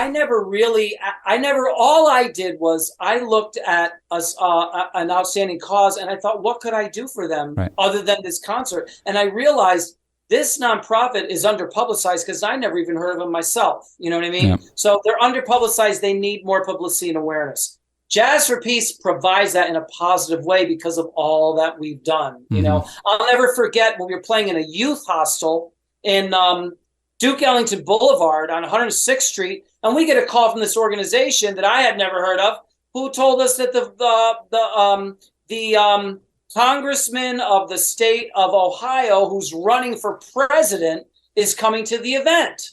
You know, so you see what I mean? That was his name was Dennis Kucinich. I don't know if you remember him when he ran for. Great, interesting guy to check out. He was running for president. He was in New York. And he was coming to the event. So you see what I mean? They're getting, you know, so my point is they were underpublicized. Now they're getting publicity. Right. They were underfunded. Now they're getting funded. They didn't have sponsors. Now they're getting sponsors that will continue forward with them. They didn't have new and prestigious supporters. Well, if you ever Google Dennis Kucinich, you'll see there is a very prestigious supporter of your organization going forward. You see what I mean? So again, all branches of the empowerment tree. That's incredible. And you're so right about the arts and contributing in this. So back to Forgotten Children of Haiti real quick, when my parents and other community members and family members were really working the non-for-profit circuit per se of doing different events and galas and bus trips and everything. One of our staples where we raised the most money out of all was our Haitian art show. And they would put that on every year. That's where I got my salesmanship from, to be quite honest. Was I was probably like I was probably like 12 years old and into my teens or mid-teens when it finally ended. But they would put on this art show at the Parish Hall in Queens. And all of these famous Haitian artists would come and they would bring all their beautiful artwork, and we would build out these huge structures for them in order to hang all of their art. And to your point, you know, politicians would come and all sorts of different people would come from out of the woodworks and attend these events, these art shows, and purchase paintings that were worth $5,000-$10,000s of dollars, and they were buying them right there out of the parish hall. And the artists were donating a portion of all of this. And then this is where I put my sales hat on, was I was a young little guy, and my cousin Jonathan and I we were selling raffle tickets. I mean, there was a whole bunch of other kids, but Jonathan and I were the top sellers every year, and we would compete with each other to go up to almost anybody. There was a wedding happening at the church, and the bride and the groom are coming down the stairs, and my cousin and I dared each other who's going to go to the wedding and ask somebody to buy a raffle ticket. And I went and got the limo drivers, while they were standing there waiting for everything to happen, I got them to buy a ticket, and my cousin then followed suit, and we sold tickets to people that were waiting, that were guests at this wedding while the art show was going on at the parish hall. So I mean, we were going up to anybody. So I learned sales at that young age, and my father had said, like, here's your value statement. You know, it's going to the children in Haiti. Here's what you could win. Da da da. And I learned my value statement when I'm selling something. But anyway, back to what you're saying here. In that those were the events, the art show. We also did a concert where we had a beautiful opera singer. We had this beautiful church in Queens called Immaculate Conception that has really high ceilings, seats probably close to 1,000 people. I mean, we had the place sold out, and she put on a concert that you couldn't imagine. I mean, you could imagine, because you've probably been to concerts like this, where she was just tremendous. And those were the ones that brought in the most money for Haiti, for the people of Haiti. And a lot of the people that attended, as I was just saying about the art show, a lot of the people that attended that were donors to these events, they weren't even Haitian. They just enjoyed the art, and they bought the art because it was beautiful. I always like to ask about famous quotes and quoted many times over. But before I get to the famous quote, I am interested in, do you remember the poem that you shared on 9/11? Is it something that you'd be able to share with us? Yeah, if you want, I can do a... I would love to. I would love it. Okay, I'll do that. Let me see. Yeah, and while you're looking for it, some of the quotes that people that you quoted here, while you're going to share that with us, just buying us some time here for our listeners, is... Okay. One that you're inspired by is Gandhi. Be the change you wish to see in the world. And right. I love that quote, be the change that you wish to see in the world. You talked about it earlier in that so often we all decide that we want to do something. So often we get inspired to do something, and we talk about it, and we write about it, and we share it with our friends, and we post it, and whatever it is. But very often we lose momentum in it. The passion gets drawn out of us, and it's because it's hard. It's hard to do things. But I think in that quote, it's not about doing it so much as it is becoming it. It's right. when you're working hard on something, it is hard work. But when you become the work, it flows. And that's why I just love that quote. So go ahead and share this. It's an amazing quote. And, the thing is, it's like we should all be embracing that to some degree, whatever degree we can. And, when you call Jazz for Peace, that's what we start doing with you. We start assisting you at wherever stage you are in the journey of being, that, what I mean? Being the change that you want to see in the world. And so, just take us up on our help while we have it available, and let's do it. Let's make it happen. Cool. Here comes the Jazz for Peace poem. Take it away.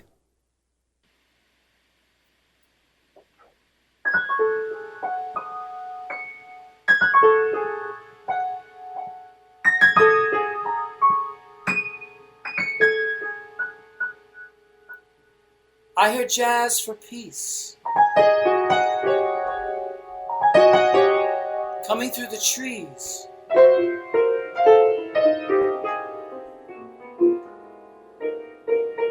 And in my heart it fills me like a celebration.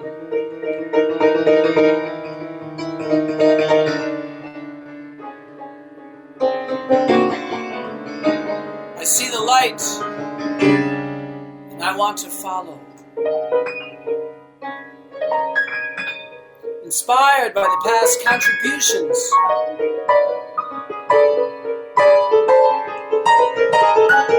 of those that came before.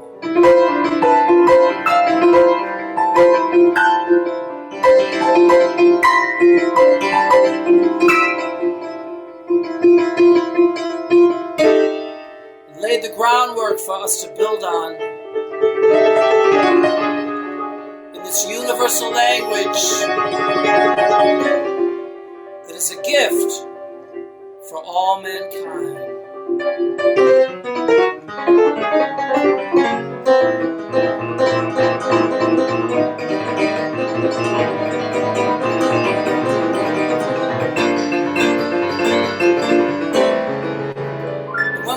it.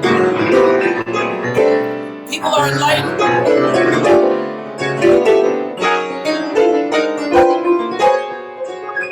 By the creativity and artistry that stands for peace and love and humanity and intelligence that leads to reaching potential that we have in our soul.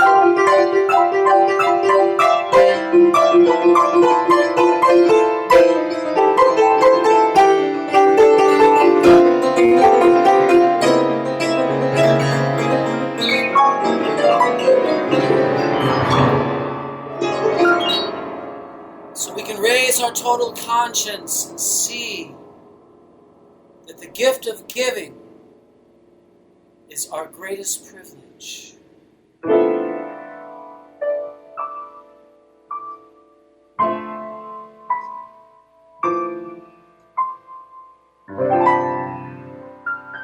I hear jazz for peace.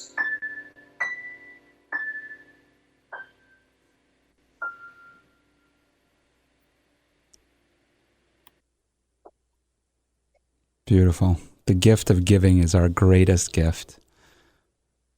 Our greatest privilege. Our greatest privilege. That is really beautiful.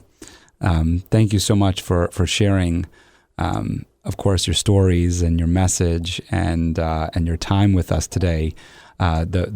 The musical element to this has just been so cool to have. And I know we talked about having you in studio in person at some point. So I really look forward to that, to having you here or coming to you, in fact, and being able to hear it in person. And I know you and I are going to certainly talk offline about how maybe Forgotten Turn of Haiti and Jazz for Peace can link up for sure. Just to end on a more of a personal note, of course, we got very personal with you to some extent.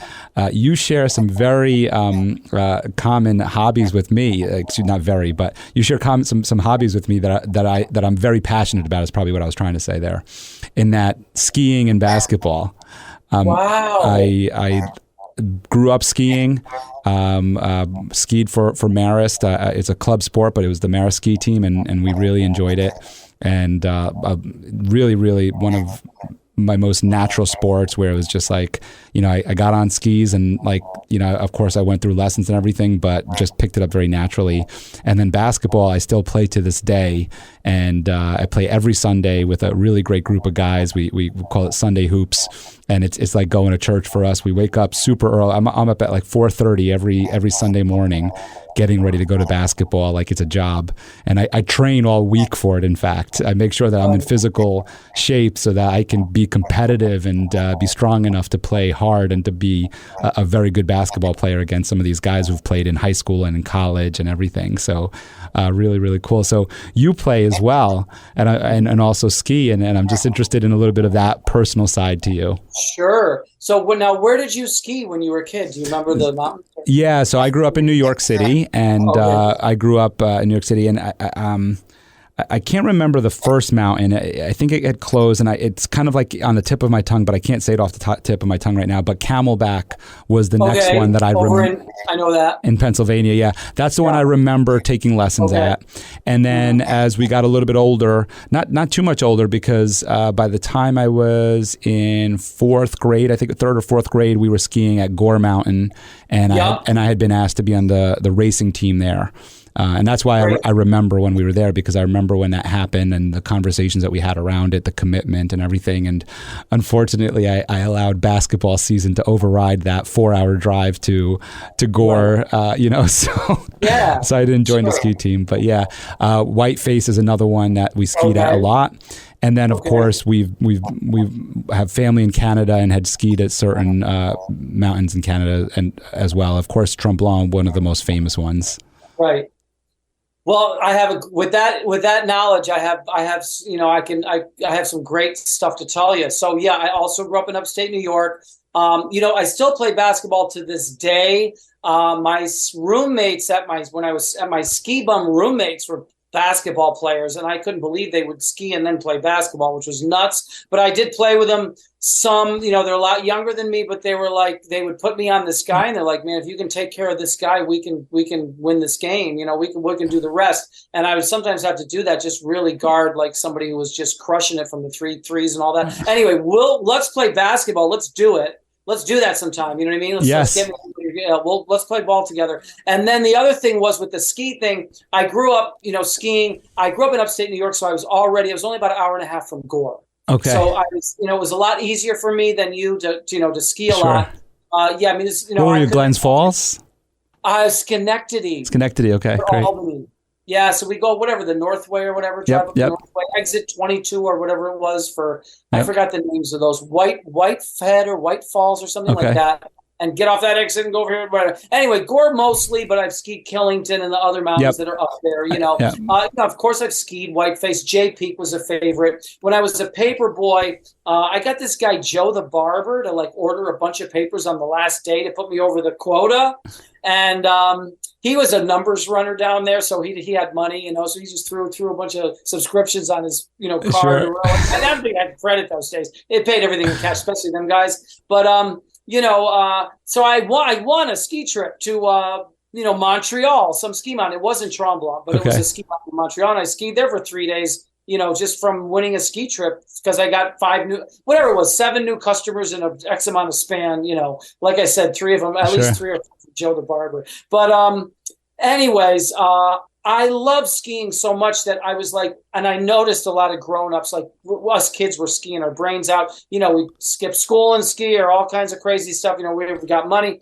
And I was like, I don't know if I want to grow up if I have to stop skiing. I might have just stayed a kid my whole life. I don't know. This might not work out. And then I realized that I could play at the ski resort.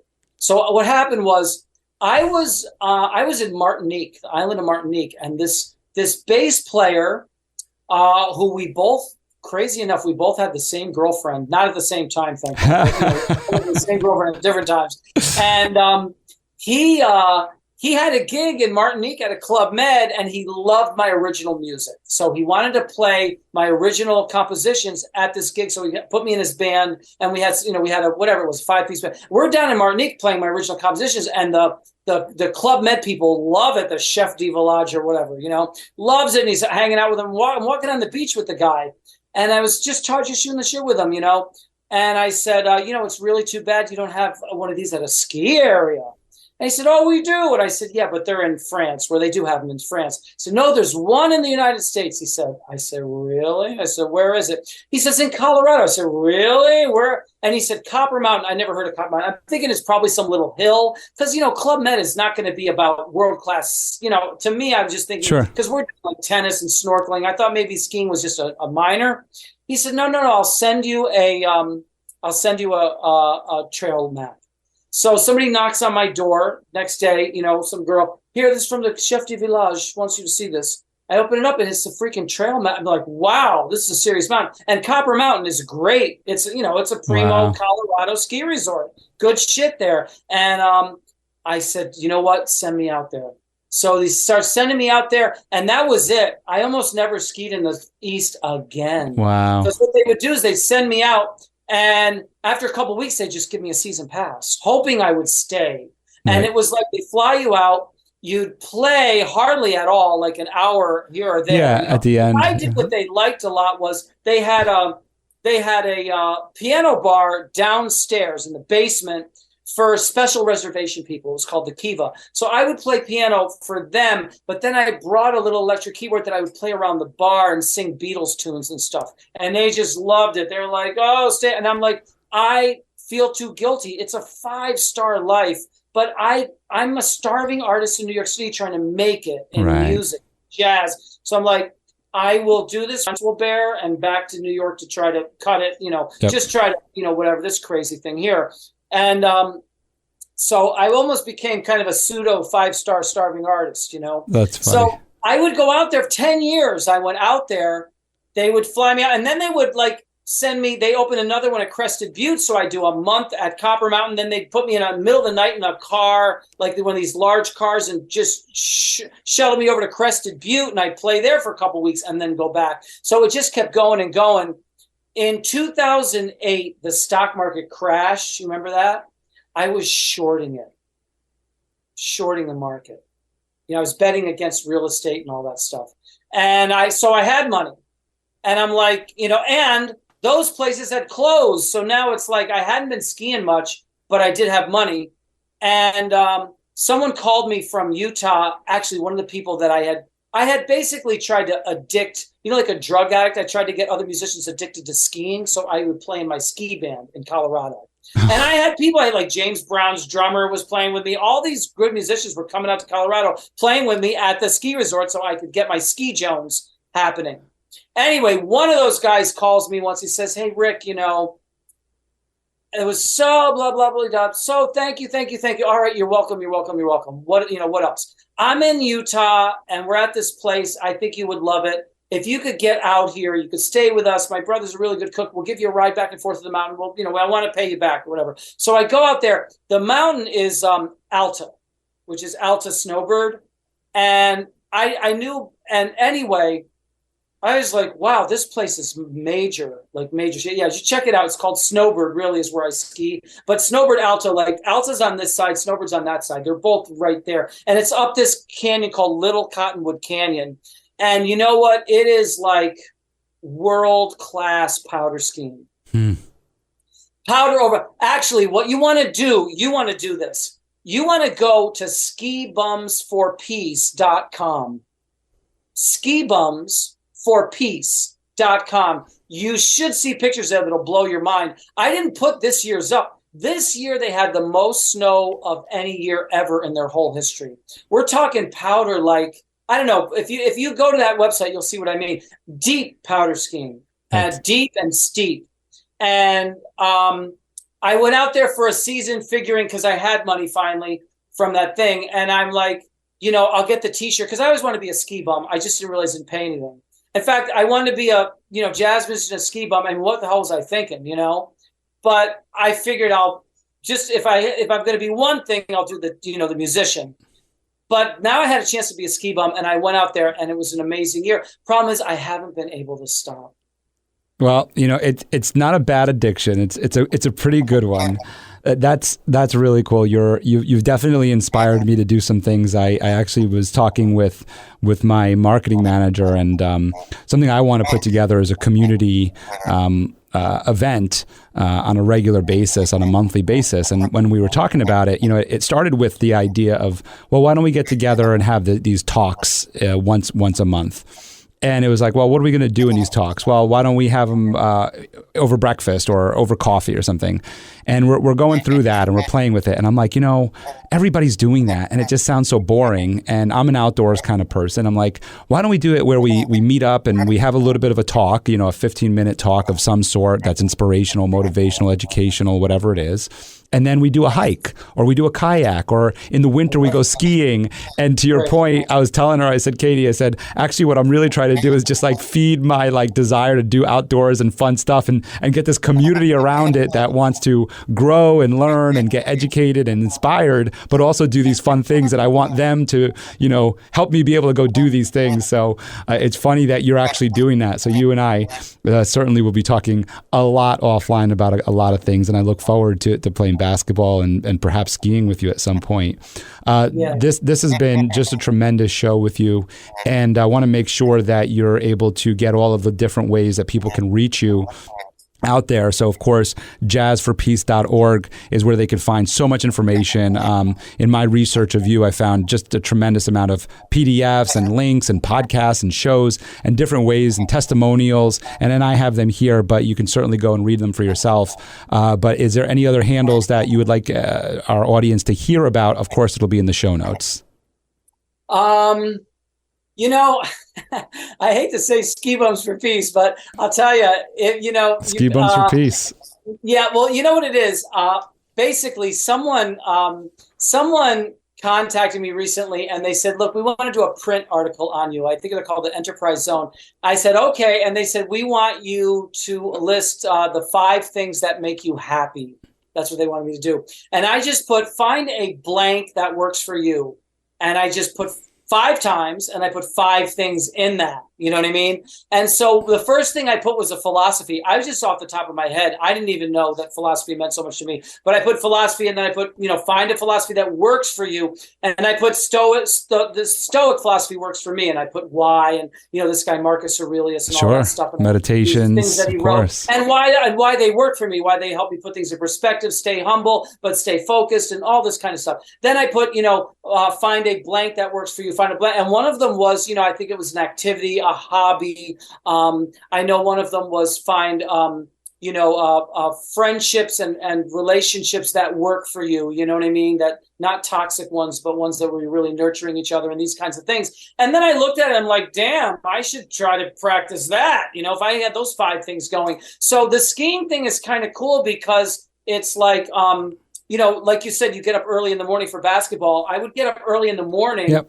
go out of my ski bum house, get on a bus, get there, get on first tram. And, you have this camaraderie with all these great skiers that you know what I mean? And you have that, you're getting this exercise and activity that works for you. You know what I mean? So it's fulfilling a lot of those things. And then I would get back to my little ski bum room and I'd be able to do my music. But I've already had such a good day. You know what I mean? It's like, I'd really have to screw up to mess up this day already. And it's only like noon. Yeah. So, I'd like to leave people with just, maybe, I don't know where that article is, but if you get a few things that work for you and try to keep an eye on, hey, am I doing this little combination of things? Because I'll tell you, if you get 2 or 3 of those things in a day, that's pretty good right there. Yeah, that's awesome. Well, thank you so much. And then, of course, you could find Rick and Jazz for Peace on Instagram, and that's Instagram.com/Jazz for Peace.